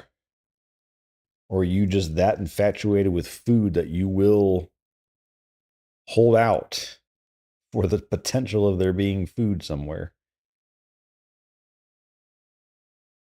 Hmm? I'm going to throw your ball.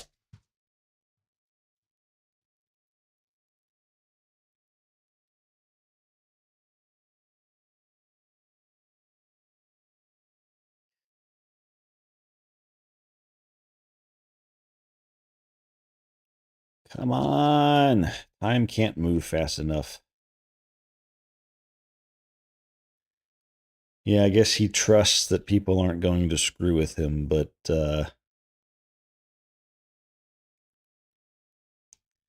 he shouldn't. It makes it very easy to manipulate him, but then he manipulates me back, so I guess it's only fair. Huh, pup.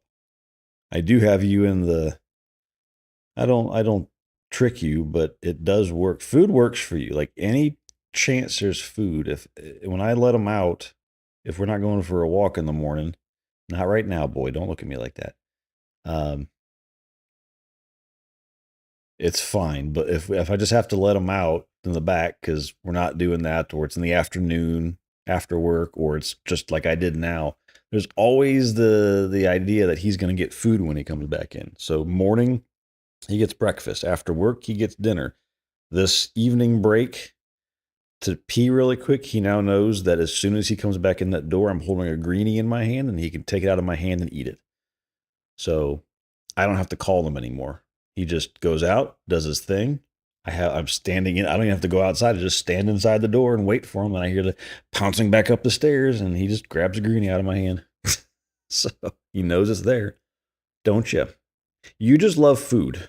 That's all there is to it. You will eat anything, including Kleenexes and napkins and paper towels and anything you can put your mouth on.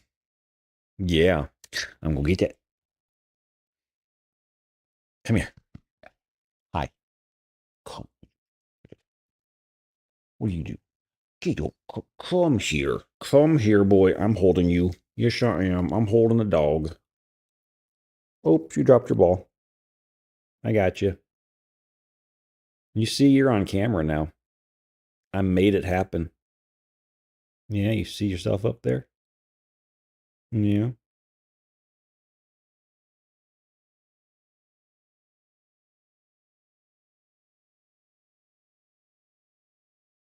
How long are you let me hold you like this? Are you comfortable?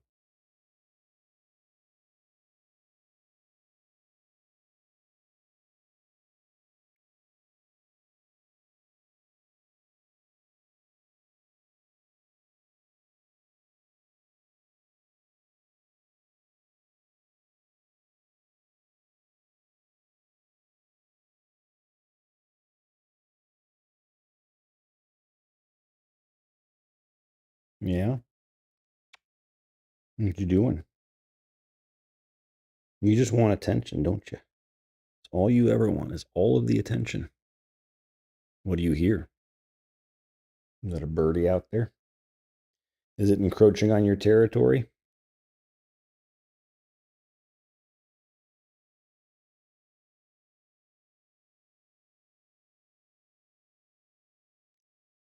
Hi.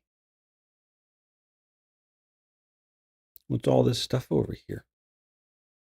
This went from barely anything to stream Alfie to like a whole production now. There's all kinds of crap over here, isn't there?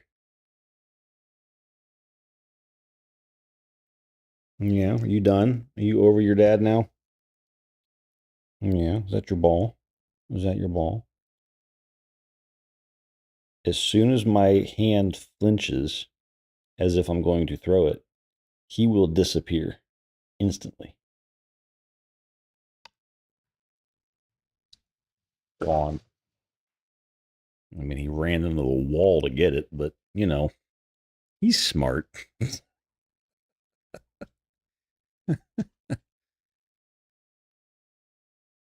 You're a smart dog, Alf. We'll just leave it at that.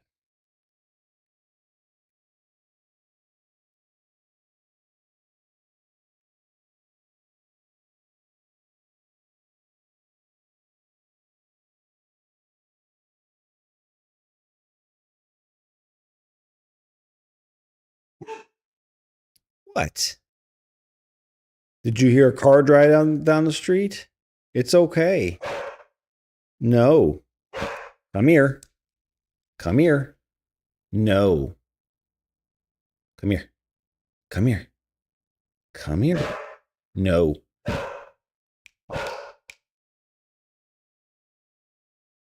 No.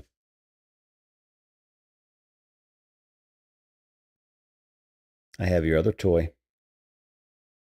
I'm distracting you from whatever you hear outside. Yeah, I got this toy. This is your favorite toy. Yeah, I have it now. I own it. What are you going to do? I'm holding your toy.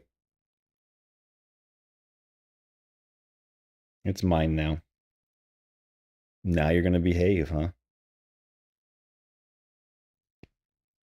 Yeah. Yeah, this is your toy. But it's mine now. Your lips stuck on your tooth, Alf. You look like you're snarling at me. There you go. My toy. What do you think about that? You gonna come get it? Hmm? He's sitting just out of camera view, staring at it at eye level.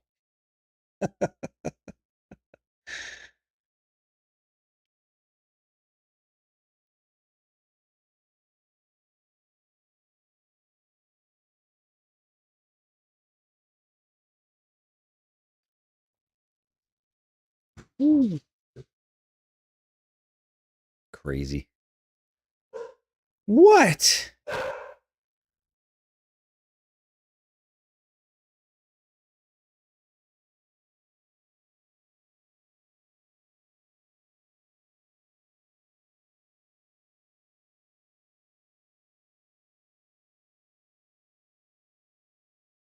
You done?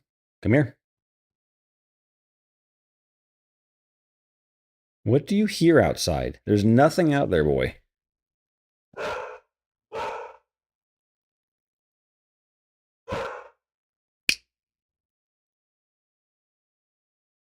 I have another one of your toys. You put all your toys on the couch, and then they're in my reach. So I take them. Now they're mine. Now you're back in my face. Why can't you just be calm, dog? Huh? Why can't you just be calm? Is that so hard to do? We're just trying to enjoy a rocket right here. Not your red rocket. A stainless steel rocket.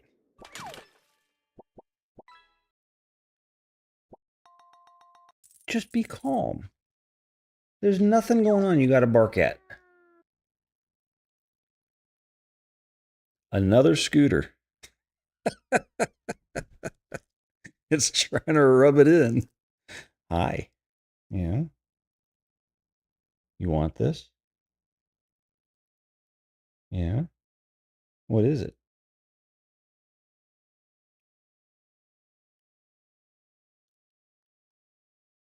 Is that yours? Is this yours? You want this?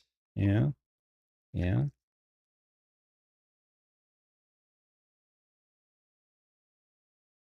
Hi.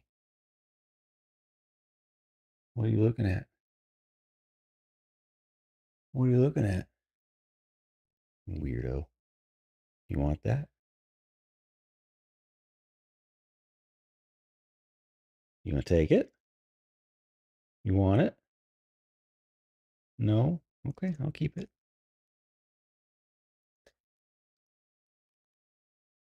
There. Turn around and chew it. There you go. Good boy. Now don't fart on me.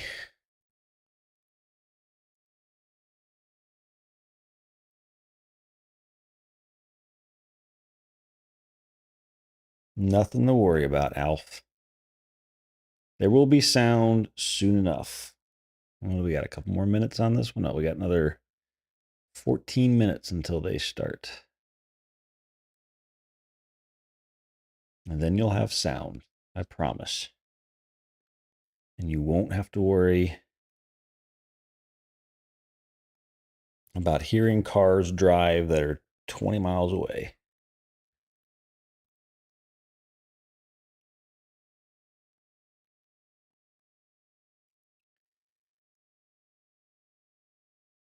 This is the boring part of rocketry, waiting for the launch.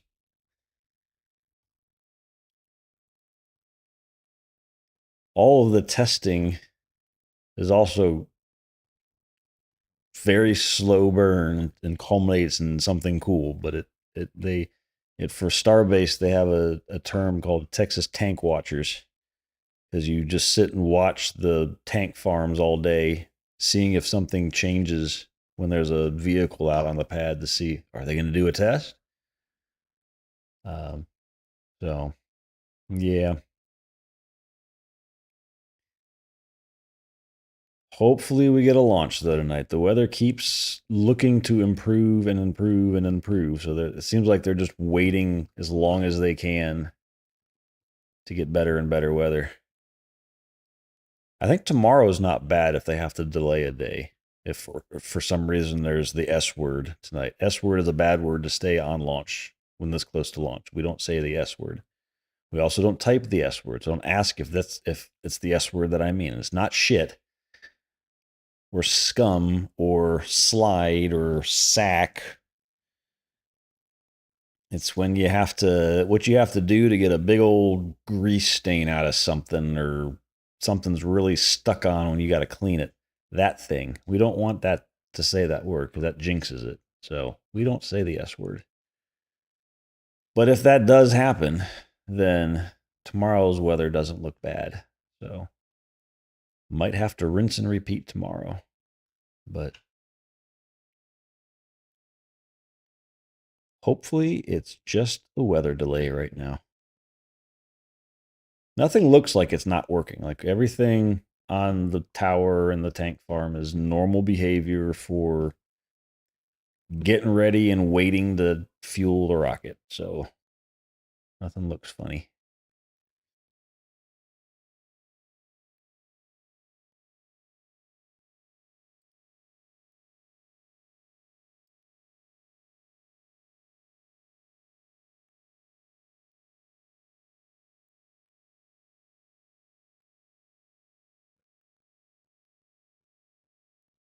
I guess we could do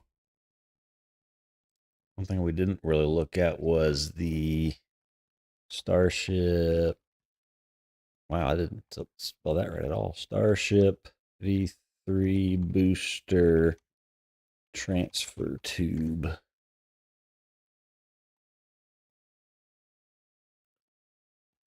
Yeah, there we go.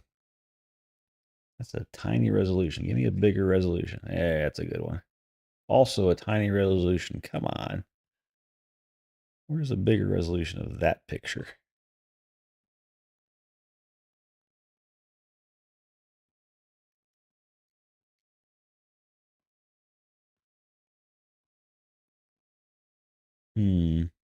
Well, I guess as good as we'll get. We'll zoom it. But so that's the booster. It's a fully stacked booster. This is not a fully stacked booster, but this is the new transfer tube inside of it. So the booster is 9 meters in diameter. This tube is the size of a Falcon 9 rocket booster inside of the booster for Super Heavy. That's how big this thing is.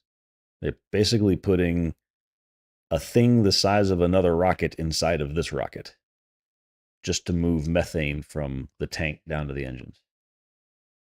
It's massive. Supposed to make it more reliable to get engines start and fuel down to them. We shall see. Where's this view coming from? Oh, he's got a camera in a weird spot. Oh, this is Danger Lot. So this camera view that he's got here, you can see some other cameras sitting here as well. Behind him, behind this camera, is Starhopper, or Hoppy, whatever you want to call it. It was their first little water tank looking low altitude hop, just to see if they could control an engine enough to lift off and move it and translate and come back down. But it's called Danger Lot because it is a very dangerous place to be during a launch. He's got some good views. That lot is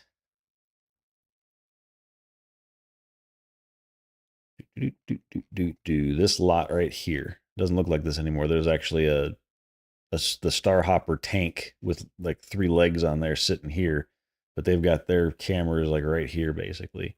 But this lot is where on the first flight of this, when it dug its hole and it shot concrete everywhere. I don't know if I've ever shown that on stream. A piece of concrete hit a minivan that one of these news outlets, they NSF is what it was. They had a minivan there that they basically knew and signed off a waiver with SpaceX saying, yeah, we know this could be damaged, but we're putting it here because it's what's going to hold our cameras and power and things like that. So we're going to just park it here. So Starship Flight 1 minivan concrete. Let's see if we can find a picture of it. Yeah. So this was parked in that danger lot. And this is the moment of impact of a giant piece of concrete flying from that pad when it dug it up into the back of that minivan. So that's why it's called Danger Lot, because it is a danger zone for sure. And that was the last time they fired that rocket without the shower head underneath it to keep it. Ooh, we are close to propellant load because this tower vent is going crazy. Like we are very, very much cooling down the lines rapidly and getting ready to put propellant into. That is a lot of venting happening there. Cool. You got your Starlink today. I've got a Starlink. And the mini is, I don't have a mini of it, but I've seen the mini. But yeah, I got it. I had that on the roof of my car for that road trip. But yeah, so we are at We're getting close to propellant load. When this turns off, that means they're loading propellant in the ship. So the top section here. And then a couple minutes after that, they'll start loading it in the bottom, and you'll be able to watch the propellant just grow. Let's see if, no, he's got a better view here. You'll be able to watch the frost line very quickly rise up this thing. So,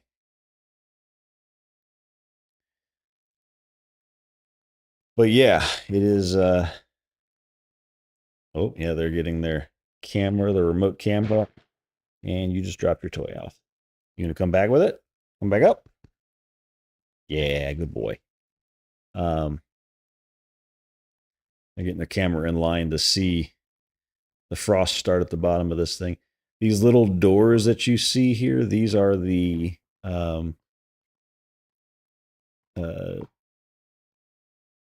they basically protect the clamps and the igniters at liftoff. So those will close before it lifts off. But yeah, we are getting close to prop load, it looks.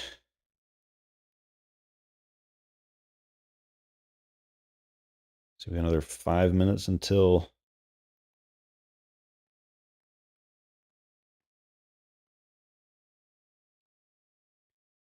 last year, or not a.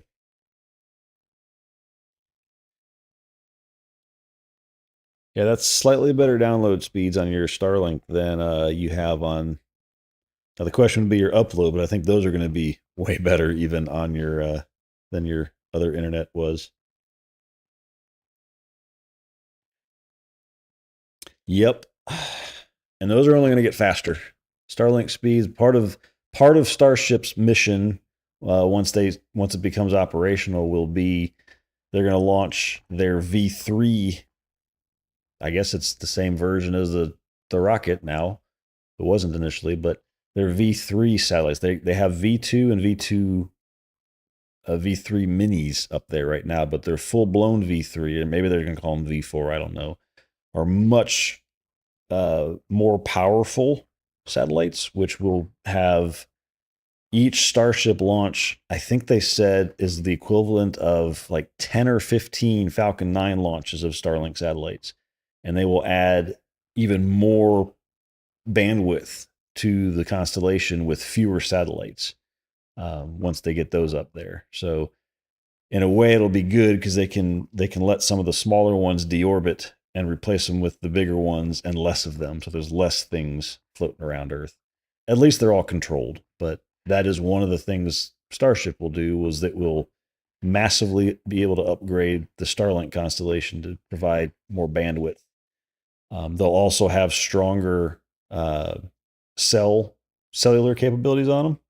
So like I've got with T-Mobile, I've got a T-Mobile Starlink plan only, and if I'm out of cell coverage, as long as I got a view of the sky, I can get a signal from a Starlink satellite and send text messages. A lot of the communication apps now are accessible over Starlink cellular, so that will become more widespread and more powerful. So yeah, so that's one thing when we were looking earlier at not a view in any of these, it doesn't look. Let's see if I can go find it again. Starship Pez dispenser. Yeah, so these are the dumb links they had in there before. This is inside of the ship itself. But they basically, this launch, they're going to have 22 Starlink dummy satellites. They're not real. They're just mass simulators, basically, stacked up in here, and they're going to deploy them. But they come out of the Pez dispenser. Nope. So that this is a rendering of it, but they come out of that slot on the side, and they just kind of spit them out like a Pez dispenser. But it's going to be able to it's going to increase their capabilities greatly for Starlink. They're actually kind of scaling back Falcon 9 launches of Starlink with the expectation that very soon, as in probably the next couple flights, they will be deploying operational Starlink satellites out of this. So that is the intent, and that will drastically increase the power of Starlink. Yeah, it will mean faster speeds. I mean, we're talking, if they add the amount of bandwidth they're talking to this thing, you're looking at easily getting gigabit speeds from Starlink in the coming years. So, I mean, it may even be this year, probably not till next year, but it will quickly escalate. There's a better, that's the actual, that's an older version of it, but that's the Pez dispenser on the real thing, where they spit them out. So, but that's why that's the whole design of that Pez dispenser. Like, that's the only useful thing for that opening on there, is to deploy Starlink satellites. And that was the whole initial goal of Starship, is to deploy Starlink satellites. So 643. There we go. Am I muted? I am muted.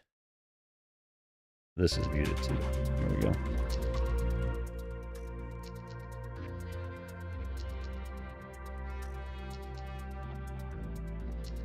Come on, show us some HLS stuff. That would make me very happy. I'm rooting for one of the Blue Origin or you to get your acts together and have us a moon lander to get us on the moon here soon.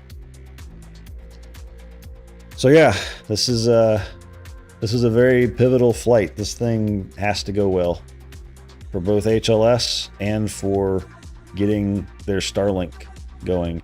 They've actually, in Florida, they've got 2 launch pads. They got 40 and 39A.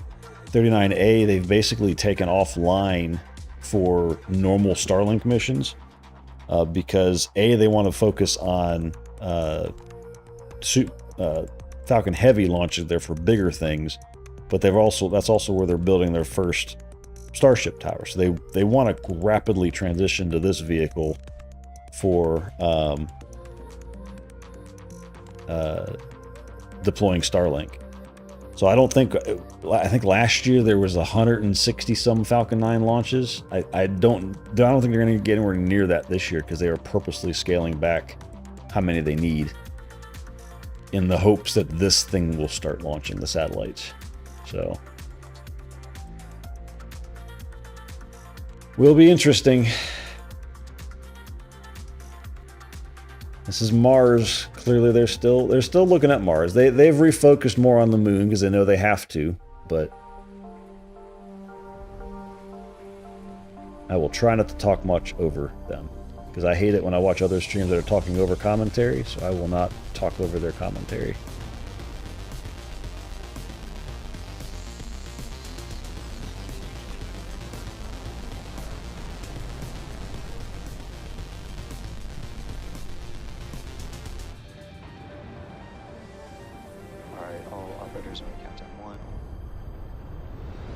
Flight directors go for launch.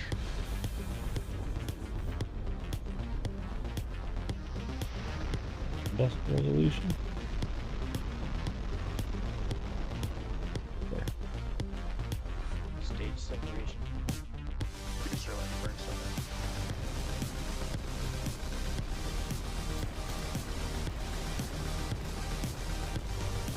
That was crazy when they landed that first booster.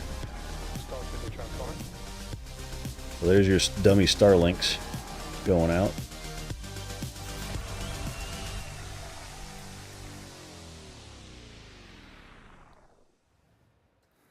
Hello, Oh my goodness, you're so loud with that toy. Starbase, Texas.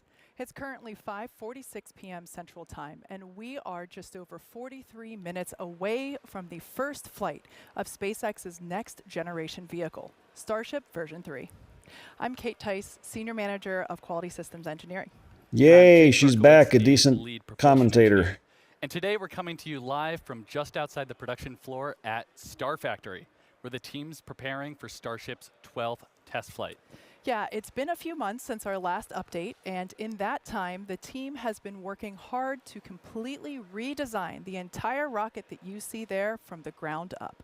Yeah, that's right, Kate. Starship version 3 has undergone significant upgrades, taking everything we've learned from the previous 11 flights to make a vehicle capable of full and rapid reusability. This includes everything from a new booster, new ship, new engines, to a new launch pad, new avionics, new software, and so much more. All of that hardware is just down the road at Pad 2, a little over a mile and a half away from Jake and myself. And in our viewing area outside on the lawn, Starbase employees are excited and already starting to gather to watch today's flight. Yeah, and right behind us are 3 generations of Raptor engines, and today will be the first flight of the newest generation, Raptor V3. And the 33 Raptors on Super Heavy Booster combined to generate 18 million pounds of thrust. You can see them all there. That's a lot. It's a lot. And it makes Starship by far the most powerful rocket of all time. And for comparison, we have over twice the thrust of the Saturn V rocket that carried astronauts to the moon. And then here, of course, you can see on ship, we have another 6 engines, and 3 of them feature the larger vacuum-optimized nozzles called RVACs. And as a member of the Raptor team, I can tell you that we're all incredibly excited to put V3 to the test today and demonstrate the capabilities of our most advanced engine. And we'll get into all the exciting new details in just a few moments. Yeah, that excitement is well warranted, Jake. Raptor and Starship V3 are designed to be foundational for the future of the program. They're designed to enable us to send payloads and eventually people all the way to the moon and Mars, ultimately helping us make life multiplanetary and extending the light of consciousness to the stars. Yeah, and in the meantime, we're planning to put Starship to work Start the shortly company, by so launching give 'em bigger credit for and that. more powerful Starlink version 3 satellites. These new satellites aim to substantially increase capacity in orbit, strengthen the network, and deliver an improved experience for customers on Earth.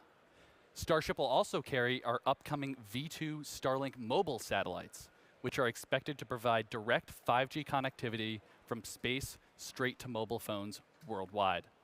Now, as a reminder for all of you watching at home, what we're doing today is a test. Like we mentioned earlier, we've redesigned the majority of this rocket and its systems. From the outside, for those of you that have tuned in before, it might look pretty familiar, but beneath the surface, it's all new. And the primary objective today is to put it all together in a real live flight environment. In order to learn, we gotta launch. Yeah, and really it's the data we're expecting to get back from today's flight that's going to bring us closer to making Starship operational and unlocking the next generation of our future in space. So no matter the outcome of today's test flight, excitement is guaranteed. Most He's a big nerd. definitely. And speaking of excitement, Dan Hewitt is in a pretty exciting place. He's stationed just outside of the Launch Control Center, a couple floors cringe. above us. How's it going up there, Dan? Kate, it And I hate couldn't that be going word, better. but We it's have true. a blue sky outside. I'm beyond psyched. Hello, everybody. I'm Dan Yeah. Hewitt with SpaceX Communications. It's been far too long. Welcome back for another Starship launch. Things are looking good. We are counting down. We moved into our window a little bit, but we are looking good right now at this moment. Behind me, you see the flight control team, they're on console, looking at the rocket, the pad, the range, the weather, everything as we count down to liftoff.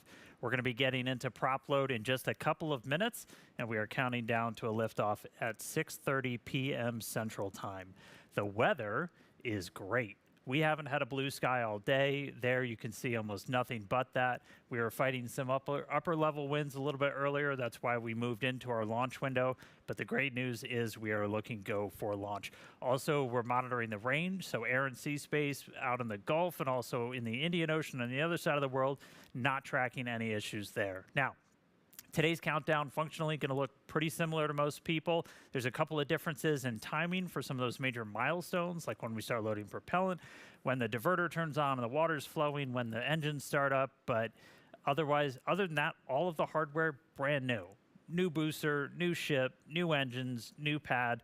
Let's nerd out. Let's dive right into it. So there it is on the pad. Say hello to Starship version 3. As Kate noted, some of the outside might look familiar, but we've made extensive upgrades across every single system. Start with the big picture because Starship still very, very big. Just over 407 feet tall, fully stacked, a little bit taller than version 2. With that extra stretch, we can carry even more propellant, but big rocket. The bottom half is our super heavy booster.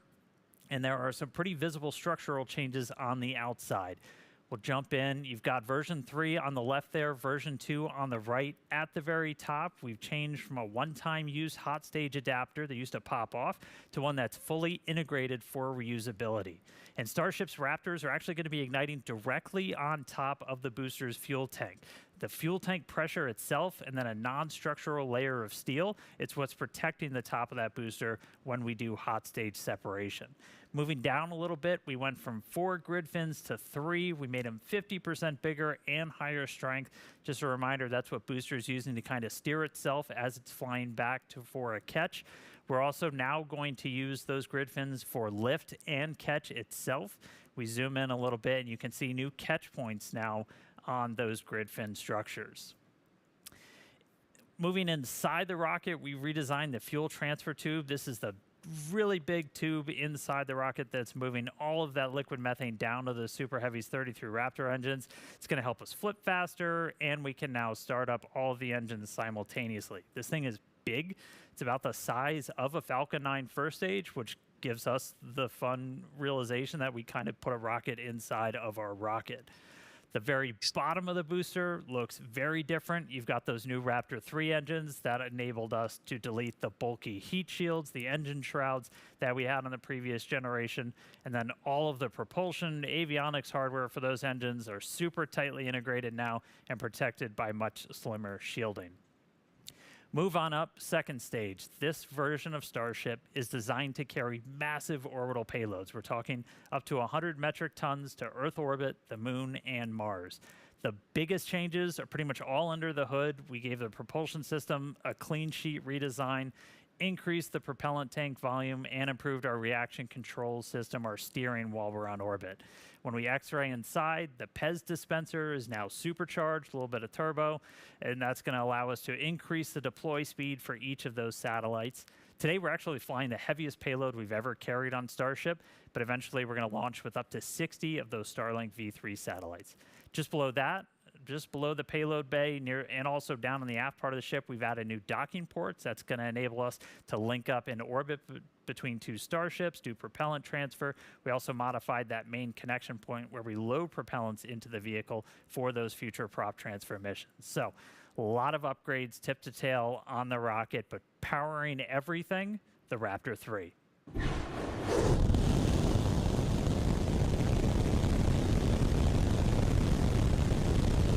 There they are, ripping in real time. These engines manufactured in Hawthorne, California, tested at our site up in McGregor.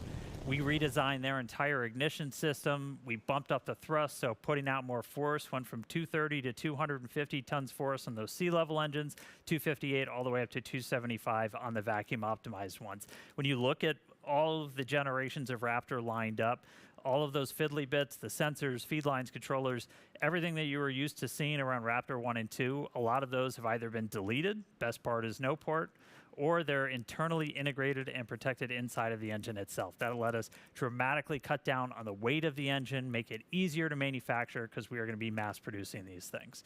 Now, we make these Raptors in Hawthorne. There's our Hawthorne manufacturing team getting ready to see their engines fly in space for the very first time. Huge shout out to you guys. You're all wizards. Appreciate you getting us some vehicles on the pad today. But incredible amount of effort. World's best engineering team works here at SpaceX. Get this rocket to that pad ready to launch.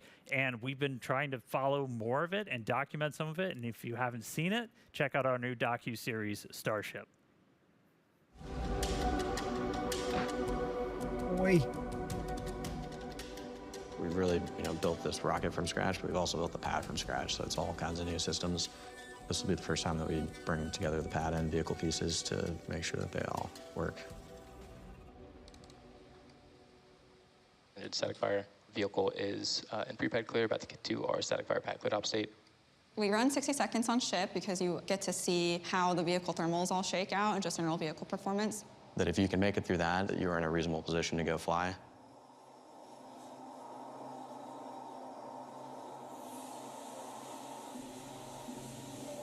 Start up.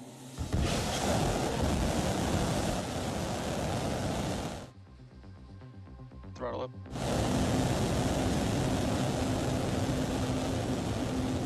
+10. The journey of SpaceX is a journey to give humans access to the solar system and beyond, which is really the goal for Starship. Plus 20. The impact that this rocket is going to have on the world, I don't think most people can really comprehend the change it's going to have. Plus 30. This is such a wild ride. The highs are high, the lows are low, as we really work to get to ultimately launching people, which is going to be amazing. Plus 40. It is not impossible just because it's far beyond what has been done before. We've proved that time and time again. Plus 50.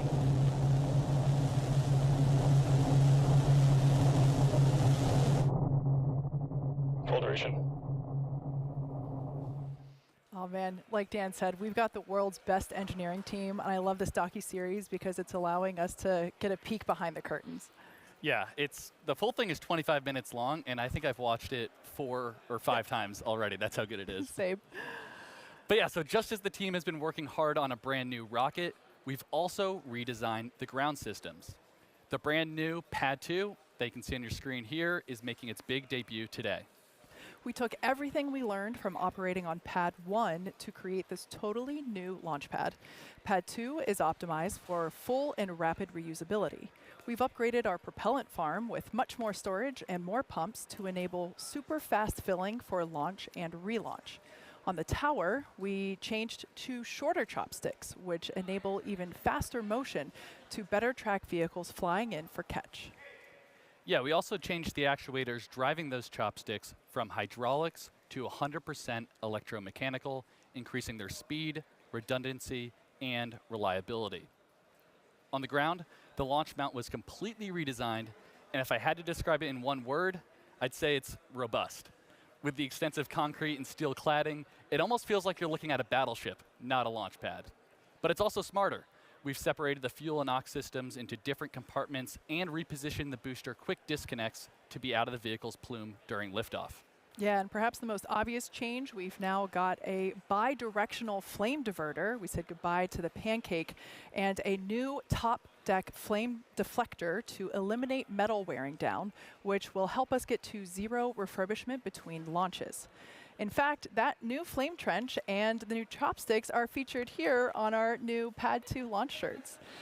This launch pad is built for maximum safety and fast turnaround because making life multiplanetary will require launching a lot of Starships. And as the countdown continues, let's change gears for a moment and head over to Tyler Lionquist in Hawthorne to talk about Starlink. How's it going over there, Tyler?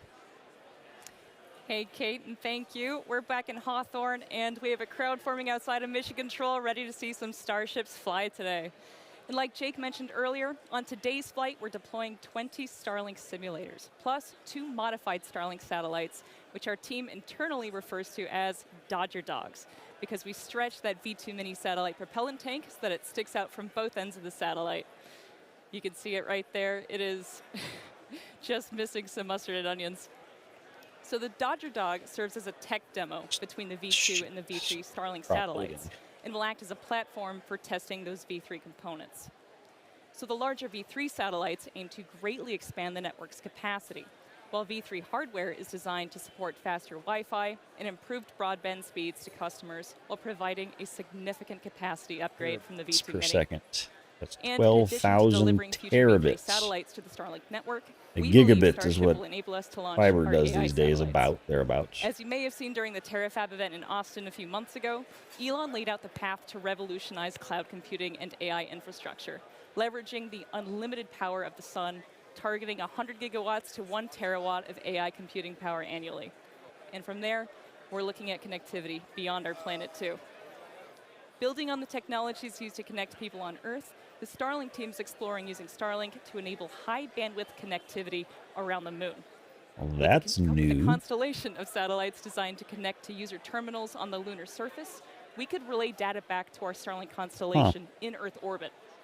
So traditionally, deep space comms have relied on radio frequency transmission. This new design would use lasers to relay data back to Earth, which can massively increase the bandwidth available to future lunar missions. We currently have thousands of lasers operating in our Starlink constellation around Earth. Deploying that technology around the moon could connect it with hundreds of terabits of capacity. And you Together, wouldn't have a this could provide the blackout on the connectivity backside backbone anymore. between the Earth and the Moon and enable gigabit connectivity anywhere on the lunar surface, providing data for rovers, habitats, and astronauts, and hopefully some incredible views for us back on Earth too. So all of that adds up to a lot of satellites. But the good news is that there's still plenty of space in space. But that said, the Starlink team takes space safety extremely seriously, and we work hard to encourage best practices across the entire industry so space stays open for as many people as possible. Frost on the booster as well. There are tens of thousands of known space debris in low Earth orbit right now. All of that debris comes from man-made activities. A lot of people talk about space being really congested, and they show this dust cloud around the Earth of all these points, and it looks like space is super, super crowded. I think if you take all the spacecraft that are in orbit, it's equivalent to about 3 aircraft flying over California at one time. So space is so much bigger, so many dimensions that are much beyond what we can comprehend. But even though it's big, there still is a potential that these satellites could collide and could hit each other if we don't proactively share information. The orbit of objects follow Kepler's laws of motion, explained by Newton's laws of gravitation. So they orbit the Earth in very predictable trajectories, as long as another force doesn't act on them. So you can reasonably fit millions of satellites into an orbital shell with that math. Obviously, to make that happen, you have to have really tight coordination between all those satellites, and everything has to work really well together.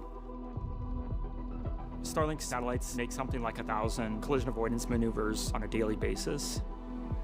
We predict that a close approach will occur between another satellite or a piece of space debris. We use the thruster of the satellite to make a maneuver and keep away from the trajectory of that object and reduce the probability of collision to effectively zero. Because most of the actual collision risk comes from the surface area of the solar panels, we lower the solar panels to reduce the cross-section in the plane of the close approach to further reduce risk.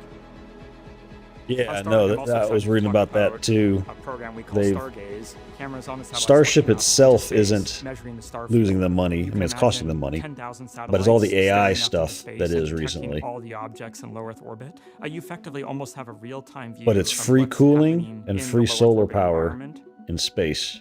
So we began detecting And it makes objects sense to move all that and crap fitting there orbits and to get it those off objects. Earth. And currently we're tracking about 50% of the objects with perigees below 600 kilometers. This project has opened our eyes a bit to the activities that are occurring in space. But this that are stuff is not happening being right now. published. Like this collision So we avoidance have stuff, many they've been doing examples this since in Starlink was launched. satellite footage where an object came within tens of meters of a Starlink satellite, yet this was not Jeez. predicted. This is extremely concerning because this type of incident could have resulted in a collision. Last year, we flew 165 missions to space. As an industry leader, we would like to create a community where all industry providers share data back and forth. They tell us where their spacecraft are. They track their spacecraft as soon as they're deployed. They make them available to others so we know where everyone is. You know, there's some thought that if I keep my satellite position confidential and I don't share that with anyone, no one will know where my satellite is. Well, I think that's really fictitious. So we at SpaceX, we've taken the opposite approach. We've published all our data, we put all our ephemeris data out, we show where our satellites are, we show where we're maneuvering, and I think we're now showing the industry that there is no competitive advantage by not sharing your data. We're demonstrating to the outside world what good practices are. We as an industry have a tremendous obligation at this time, at this formative state, to actually communicate with each other, share best practices, and be good stewards amongst each other. It'll make us better as an industry. It'll give us an industry of the future that will continue to grow, continue to innovate, and help every company to grow and generate revenue. To maintain safety in low Earth orbit, it's incredibly important that we work together as satellite operators and are very transparent in the activities that we are conducting. I think that an irresponsible satellite operator is one who either doesn't know where their spacecraft is or where it's going to go, or isn't broadcasting that to the world. Space is big, but operators are not always On the predictable. booster We here, want to enable climbing, other missions, methane and Moon oxygen, Mars, liquid oxygen. interplanetary exploration. We're So fueling. ensuring that activities like that can persist That's been for in the last duration of 5 humanity minutes. is incredibly important. You know, fundamentally, I think the message to operators is to be transparent about what you're doing in space. You know, transparent about where your satellite is and where it's Always going, start menu. and make sure you have the tools to ensure that that information is Sorry. accurate all the time. For space Oh. safety for all operators along the way. Now let's There you go. take a look We got some into the frost. flight profile for today's test. As we've mentioned a few times already, there are numerous redesigns making their debut today across the entire launch vehicle. In light of this, we want to keep our learning focused on all that new hardware and software, so we're running a flight profile similar to our last 2 Starship flights in order to minimize new variables. Yeah, and we'll start with liftoff, where Super Heavy ignites 33 brand new Raptor 3 engines. We power through ascent ahead of hot stage separation. Booster shuts down all but 5 sustainer engines. Stage 2 lights its Raptor engines while still attached to Super Heavy. We get to see stage separation debuting the integrated hot stage. Directional booster flip, engine relight, and boost back using 33 engines. And after coasting for a few minutes, the booster today will target a landing burn and soft splashdown a few miles off the coast from Starbase. Yeah, Ship does a bunch of fun things like deploying 20 Starlink simulator satellites, 2 of them Dodger Dogs as we affectionately call them, single engine Raptor relay, and then re-entry. Everybody's favorite part, lots of fun Technicolor colors that will be brought to us by Starlink. And if all of that goes as planned, we will finish the test with a flip, a landing burn, and a soft splashdown in the Indian Ocean. And actually, in just a few moments, thanks to Starlink, we'll be going live to the Indian Ocean and chatting with the ship recovery team stationed out there. I'm so excited for that. That's going to be awesome. So cool. But sit tight, 'cause, first we're going to go to Dan for a quick status check. Yeah, thanks, guys. Everything's still looking good. We are not tracking any issues technically on the vehicle or on the pad. Range status continues to be good, both the range out here in the Gulf and out in the Indian Ocean. As you can see, we have started our propellant load. That happened at about 36 minutes before T0. We're loading about 20% faster on pad 2 than we did on pad 1. Our flight director, Ty Huntington's back Think in the about what chair you saw again. when He was SLS there for prop loaded. Starship's first flight test in 11, back for V3. He did that final go, no go at about T-minus 1 hour. We do start loading on ship first. That happened at about T-minus 37. Booster follows about 1 minute later, starting with its liquid oxygen and then its liquid methane. And then ship fuel is the last one to kick off at about T-minus 35. We're going to continue loading all of this propellant on board until about 3 minutes right before launch. 3 minutes 20 on ship, 2 minutes 50 on the booster. So we go pretty much right down to the wire. But as of this moment, still looking good. T0 set for 6:30 I was standing PM right Central Time. back here Continuing behind to those load prop, tanks continuing to count down. when I was down there. All right. If you've been following along with these It's just- launches, you know we've it's been crazy sending to these think suborbital and they splash down that in was the there. Indian Ocean. How the heck do we see some of that? Well, we have our recovery team, our Starship recovery team, and one of their primary jobs is to get those reentry views and a whole lot more.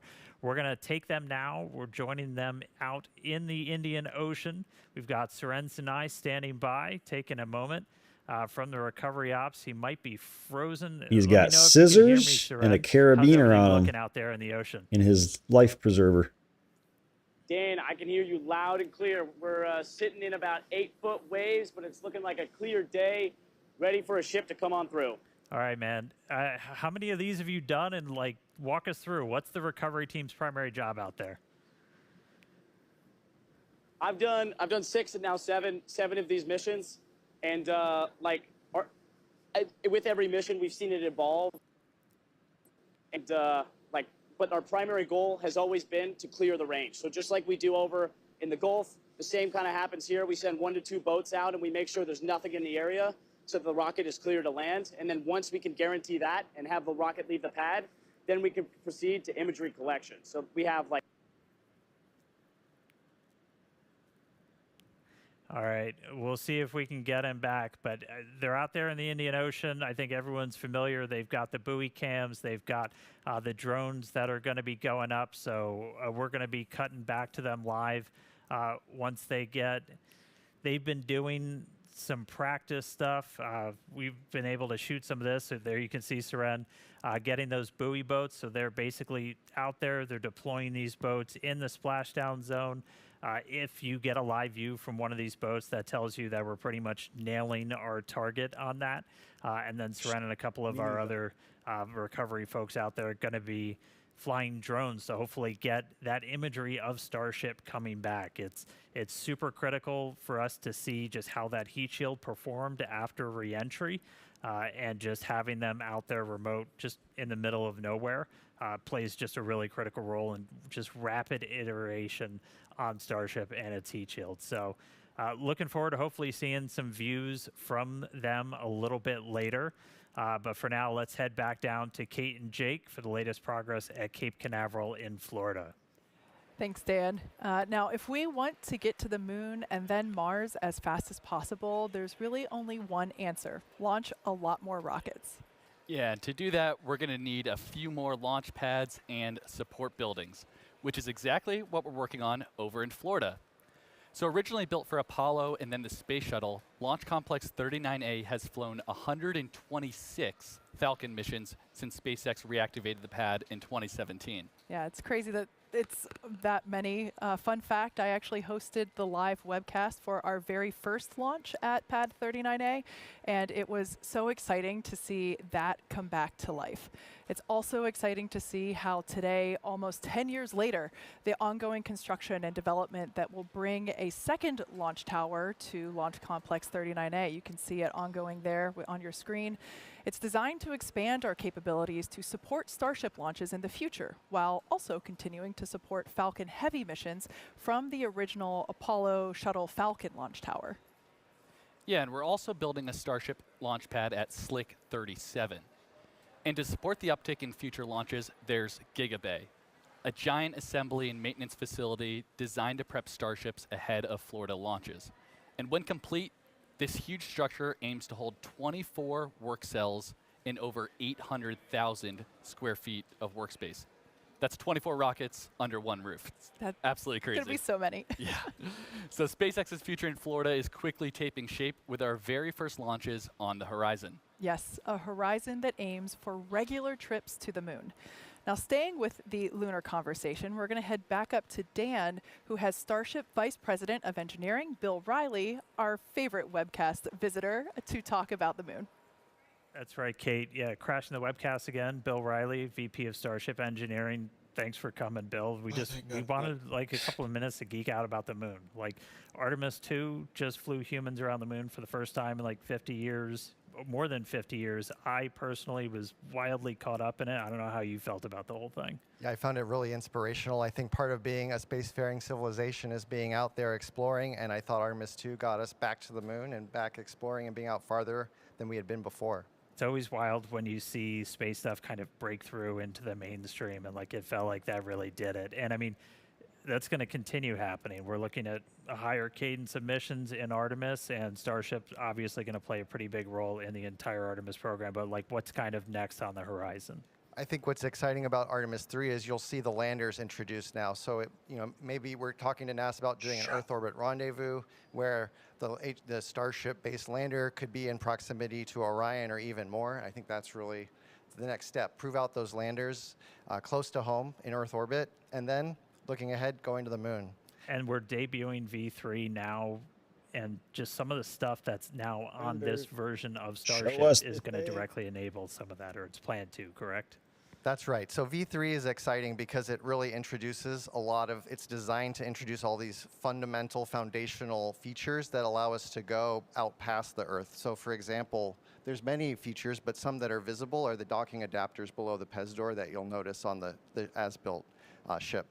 And then as we look out past V3, there's other configurations of Starship. There is a tanker that takes the propellant to dock with the lander that will land on the moon. And think of the on-orbit propellant transfer as sort of like the gas station in the sky. And then that gas station will be what we call the depot.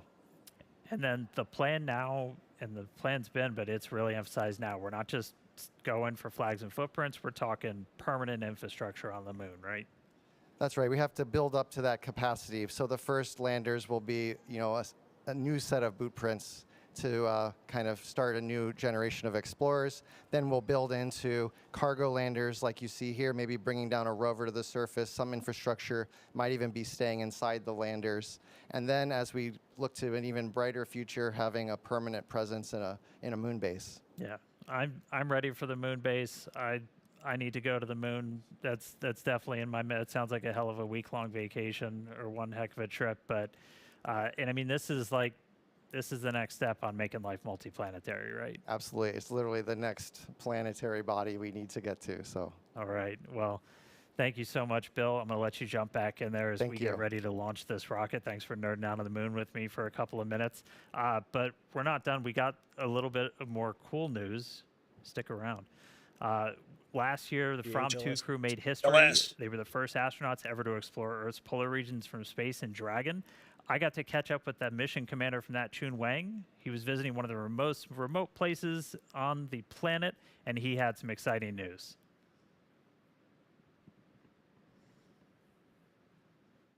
Awesome to talk to you. Start me off. Where the heck are you right now? Thank you for joining me to Fui Island, and this isolated island in the South Atlantic. It's arguably the most remote island in the world. It looks super isolated. You're only there with a couple of people. Kind of feels like a space mission to me. So let's just jump right in. You are going to be on the first interplanetary mission on a Starship. So it's going to be a flyby mission of Mars. So a lot of people are talking about how Mars will be like. We're going to fly to Mars, we're going to land on Mars, we're going to build city on Mars. But let's get it started with a flyby. Doing a flyby of Mars, that's a heck of a trip, but you're kind of built for this kind of mission, right? Because if you're not landing on the surface, you're spending a long time going out there, you're going to fly by it. It's going to be like just an insane couple of hours, and then it's a big trip back home. How are you kind of built to handle this kind of a journey? This actually my style of spiral. I can stare at the map view on airplane all the way from takeoff to landing. So I think I'm enjoying the trip. So it's not just the Mars flight, you're also going to be taking a trip around the moon, right? So kind of do that step before heading all the way out to Mars. Yes, because even though it's just a flyby, it will try a lot of things that never been attempted before. How do you kind of see these types of missions in kind of the grand scheme of everything? It will light the fire. It will ignite imagination, and it will build the momentum. After we come back from Mars, you'll have an opportunity to take some real photos of Mars. Mars will no longer become a distant space. It will become reality. Well, Chun, thanks for calling in from the other side of the planet. Super cool location, super cool to talk to you, and I mean exciting. You're going to get on Starship. You're going to go around the moon and then do the first flyby of Mars. It's insanely exciting stuff. Yeah, looking forward to that.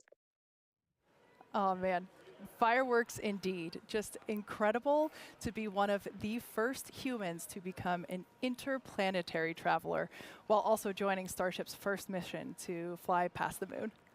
Yeah, Chun is certainly a one-of-a-kind explorer. And it's even more exciting to know everyone can join a future Starship mission. Yeah. If what you just heard excites you, challenges you, inspires you, we'd like to hear from you. Come join our team. Be one of the people walking past us out to the lawn to watch the world's best rocket launch. Help shape the literal future of humanity. Now, we need the best and the brightest, and we need you right now. Yeah, and we have tons of openings all across the company where we're looking for talented engineers and technicians at all of our sites, including McGregor, Texas, where we test every single one of these Raptor V3 engines behind us. Bastrop, Texas, where we build and assemble Starlink user terminals. We also need help up in Redmond, Washington. That's Starlink's global headquarters, where, among other things, we manufacture Starlink satellites. If you like the fall weather, that might be the place for you. And as you've seen throughout today's show, there is a tremendous amount of activity happening right here at Starbase, Texas. Here and everywhere, it's all part of the incredible opportunity that we have to build the future of humanity. I don't want to be in an office. Yeah, so I don't want to see if you're people. interested, visit spacex.com/careers to see these and all of our other openings. Now, I can tell you that the crowd is certainly starting to grow. Behind us, you see the launch pad there for yourself. Once again, this is Frost the is first getting flight up test there of almost Starship full version 3. on the This will booster, be the which means the first ship is time that probably we done. are debuting this booster, the ship, the launch pad that you see there. Yeah, I think they're And you can topping see off people with that ship walking over my power vent shoulder going. here as our colleagues are moving in masses to go watch this liftoff in just over 7.5 minutes from now. It's pretty exciting stuff. It's pretty exciting, and as a reminder, we're only a mile and a half away here. So we are very close, about as close as you can be, and we're definitely expecting to feel it. Sorry to interrupt you, Jake. Hi. Do we have a mic? Hello, for those of you that might not know. How are you guys? Welcome, Nikki. It's so Thank nice you. to have you here. It's a pleasure to be here. Oh my gosh. What do you think the Barbs are going to say when they see you here at Starbase? They better say all good things. But they're going to be excited, and they're probably going to want to come themselves next time. I mean, anybody can come and watch the launches. It's super accessible to the Really? public, so we welcome that. Okay, Barbs, come on down, because this is a lot of fun. I'm excited. Is it about to happen at any minute? So you see that number right there in the top Yes, left let's get the corner? person that is 6.5 obnoxious and has no clue what's going on the Yeah. stream. Oh my gosh, Yes, but this is great. historic. This is a major moment, y'all. Yeah. Is this your first rocket launch that you've seen live? Yes. Wow. Wow. How do you feel? Very, She's very gonna pee excited. herself. I'm happy it's a good day. I thought it might be like... I just noticed your shirt. You've got the right swag. I love this shirt. It's a great shirt. I have one as well. And it's a great name, Starship. I mean, how did you predict the future? Starships are Alf meant to is fly. not I impressed do not with know. this. He's upside down but asleep. major shout out to Elon. Elon, thank you for everything that you're doing for humanity. He's the man. It is For not Elon. Okay. Well, thank you so much. All right, I'll see we you guys we want to watch later. the launch with you, Okay, yeah. so we'll take this back because this is Shoo. too loud to take outside. Go back to your Wow, what a hole in the moment. ground and let's get with back that to great rockets. timing, Thank you. we're now at 5.5 minutes. This brings us into terminal count. Dan, man, the anticipation is certainly growing here in the lobby and out on the lawn. What is it like up there? Yeah, we are ready to go. We are getting into the final phase of our propellant loading. We are almost entirely full on ship on our main, still doing the header tanks, and we're looking well in excess of 90% of the booster, so we are looking good. Still not tracking any range, any weather issues today, not tracking any technical problems on the vehicle, on the launch pad, looking good for liftoff in just under 5 minutes. Once we're done with propellant loading on the booster, you have over 11.5 million pounds of that liquid methane, liquid oxygen on those two stages. After that, we have to essentially get the pad ready for launch. We'll do something called pushbacks, where all of those lines running underground from the propellant farm up to the vehicle, they're going to clear back. They're going to push all that propellant back into kind of the bunker area around the prop farm and just basically get the pad ready. We'll see There's the danger vehicles lot on do the their left there final with thrust Hoppy. vector control checkouts. So when we snoop in, we should see the engines do kind of final wiggle checks. That's how we steer the rocket. We're going to do those at about T-minus 100 seconds, so a minute 40, and then once we pass the T-minus 40-second gate. If we do need to hold, that is still built in at T-minus 40 seconds. It's built into the countdown. We can pause if we need anything like those pushbacks to complete. If we need anything on the rocket to get ready, we can hold there. We'll only stop if we have an issue. Not currently tracking one. We have one item that might hold us up a little bit just based off of what we've seen in recent static fires, but that's typically only been hanging out for a couple of extra seconds.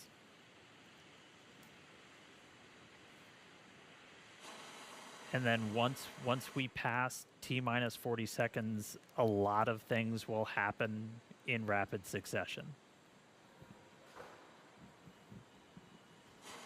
Yeah, that moment is called the QD, or Quick Disconnect Vent Gate. That's when we clear all the gas commodity lines that connect the pad to the vehicles.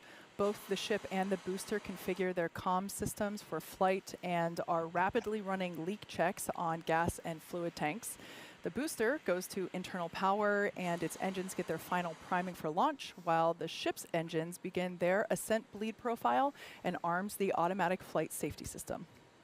Yeah, and once we pass T-minus 40 seconds, we still have the ability to rapidly recycle the count under certain conditions back to T-minus 40 seconds and hold there to assess what happened, review the data, and decide if we can proceed again all the way down to T0. We estimate we have around 5 minutes of hold time there. The flame diverter on pad 2 activates at around T-minus 17 seconds, and it enters what is essentially the point of no return at T-minus 10 seconds. And there's a chance we could recycle, but the closer we get to T-minus 10, the lower that chance becomes. All right, we are coming up on 2 minutes. We have completed propellant loading on the booster, just shut down the fuel pump for loading onto the ship, so we're closing all of that out now. 2 minutes to go. One kind of exciting aspect to V3, we're not going to start the engines up in kind of different sets. All 33 of those Raptors going to turn on all at once, and you're going to see the booster move off the pad a whole lot quicker. Once again, if you've just joined us, this is the first flight for version 3 of Starship. The ship, which is the upper part, the black part there at the top, the booster, which is the part below that, have been completely redesigned, as well as the launch pad that you see it sitting at, as well as the engines that power very both frosty. the ship and the booster. Today's test flight is a massive step forward in our developmental program. All right, and we're coming up here on T-minus 1 minute. So let's go to the pad and let the rocket do the talking as V3 fully comes alive. T-minus 1 minute.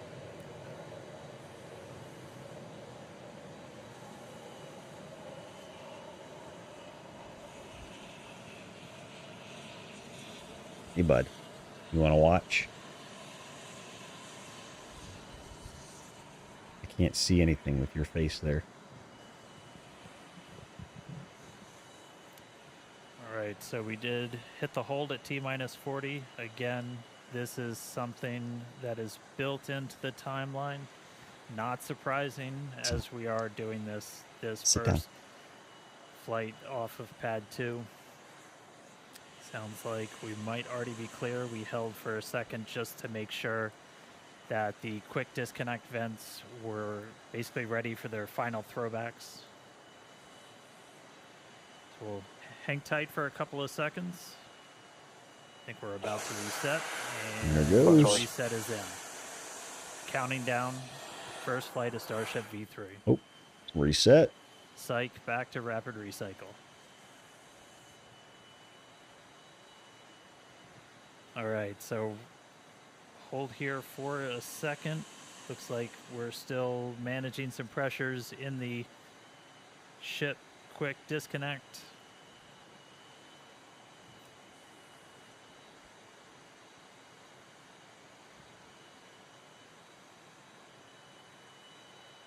All right, still gonna hang out for a couple of seconds here at T-minus 40. Again, not surprising. This is new vehicle, new pad, doing all these things for the very first time. Right now we are holding, looking at some pressures in the quick disconnect, and hold reset, and we're rolling.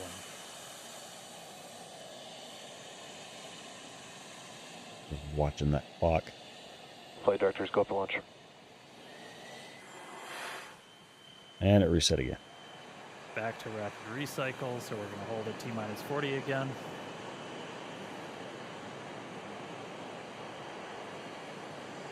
I think they had these same issues in their wet dresses.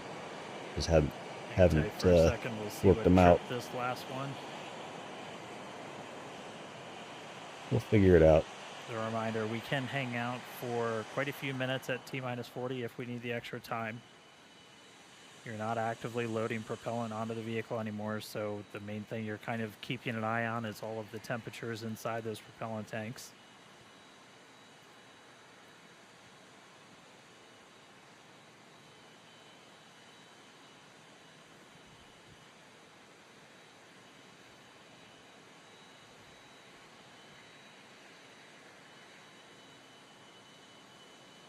Come on, you frosty butthead.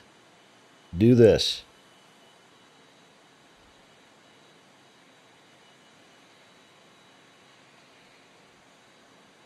All right, we're continuing to hang out here at T-minus 40. A new GSC ground service equipment was going to be the holdup on this. That's what it's been so far.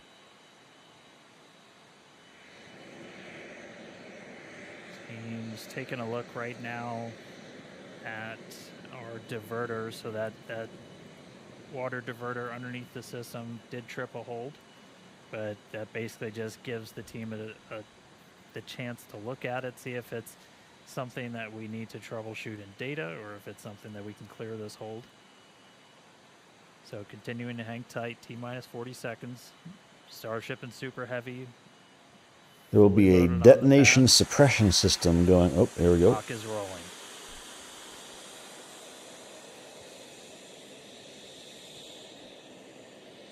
Two eyes 30, flight directors, go for launch. Oh, tripped again. God dang it. Come on, you stupid ground equipment. We kick back to rapid recycle again. Again, just a reminder, said it before, new pad, new rocket, learning new things about this hardware performing in the flight environment.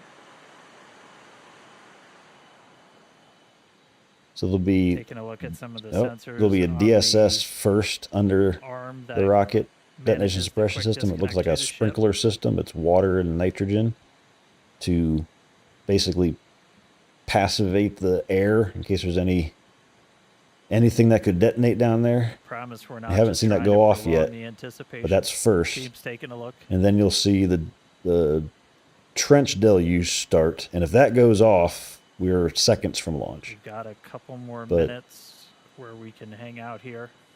Again, it's not an unlimited time get there. To pause at T-minus 40. We're keeping an eye on the propellant temperatures inside the vehicles.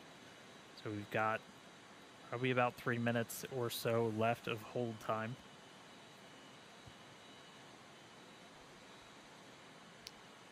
Team's taking a look at the hold that tripped on that arm for the quick disconnect on the tower.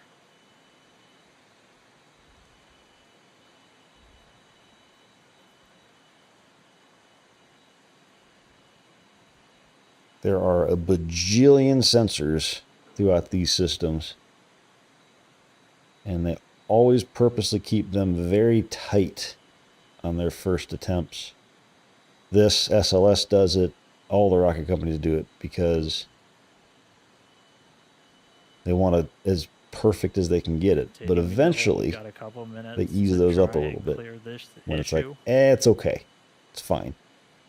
And hopefully they are doing that now and seeing that everything's fine.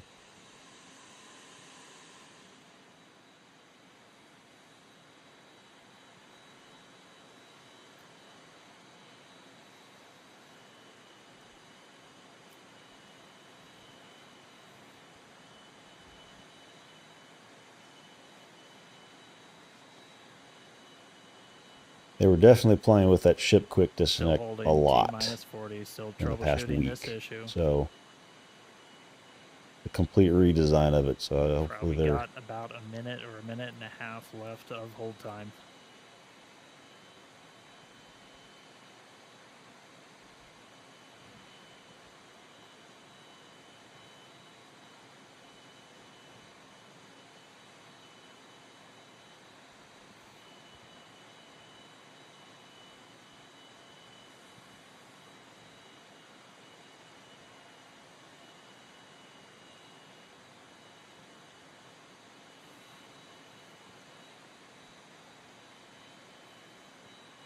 all that frostiness.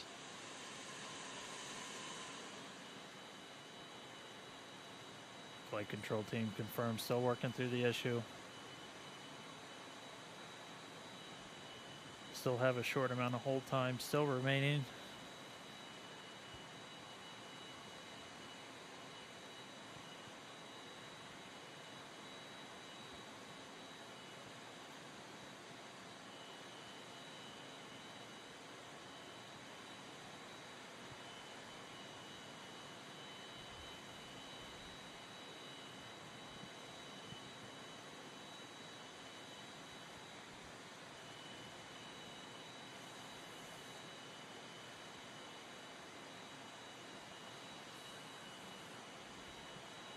Still holding T minus 40.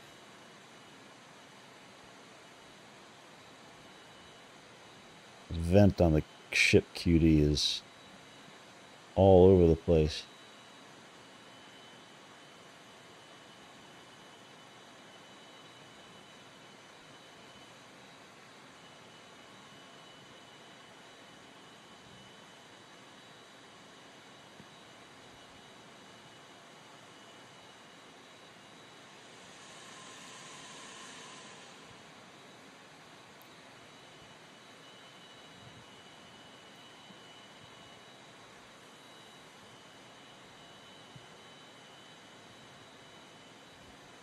I feel the S word coming. Still continuing to hold here at T minus 40. While we do that, the team's looking at temperatures of the propellant inside those tanks. We kind of check that against simulations that we've run in the past. There's some margin in those. We're still holding, no decision yet.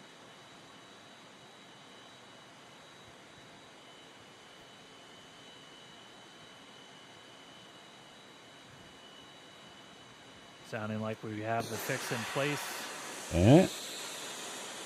Hold reset, clocks is rolling. Oh, dear God. It's not good for the heart.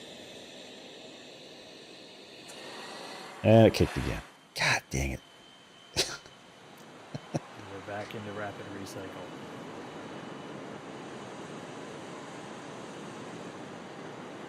Only so much longer they can hold out.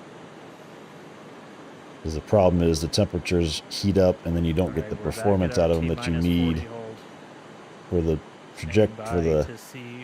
flight path, and then you just can't go.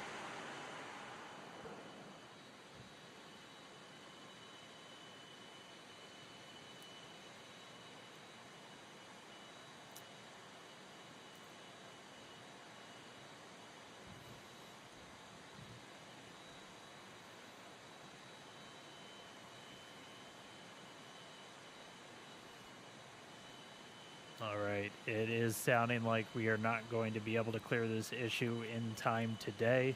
So we are going to be standing down from a launch. Boo. So if you're just now joining us, we got the vehicle totally loaded. We hit a couple of different holds as we work through that count.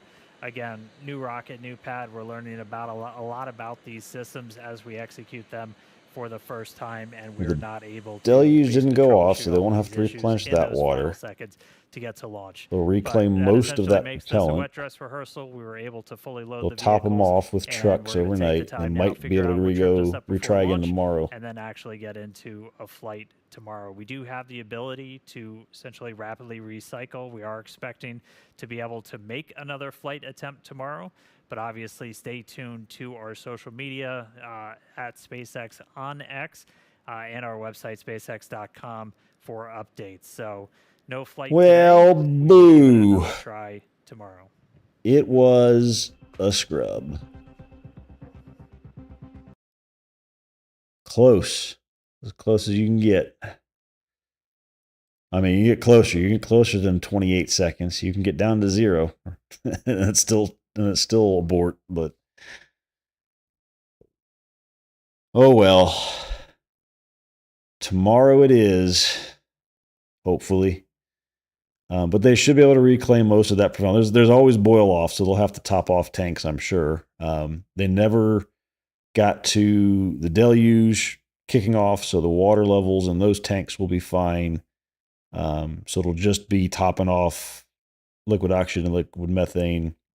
And they were doing that yesterday and this morning before this flight, because they did a rehearsal. It wasn't a full dress rehearsal yesterday, but they did tank about half of it yesterday to test stuff again. So they can turn that around. So hopefully, I think the weather tomorrow is still good. Alf, that's my arm. Let's see. I usually just look at South Padre Island, because if you look at Brownsville, that's more inland, then it's a different forecast than being right on the coast. Let's see. So forecast for tomorrow is partly cloudy, minimal rain chances. A little bit more. It's predicted to be a little bit windier, but nothing dramatic.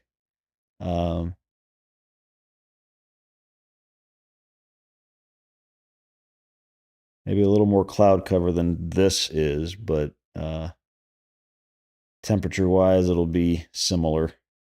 So yeah, I mean, tomorrow weather wise looks okay. So if they can figure out their QD issue on that ship QD, which I'm sure they will. My guess is there was probably an ice buildup somewhere that was unexpected. They had the problem, a similar issue with, I don't have a good view here.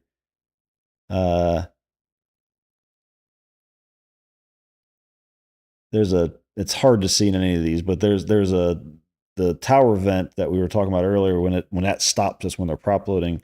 There was a different design on there last week, and they quickly fabricated a new one and replaced it because the original one was causing some ice buildup in places on the tower that it was not good.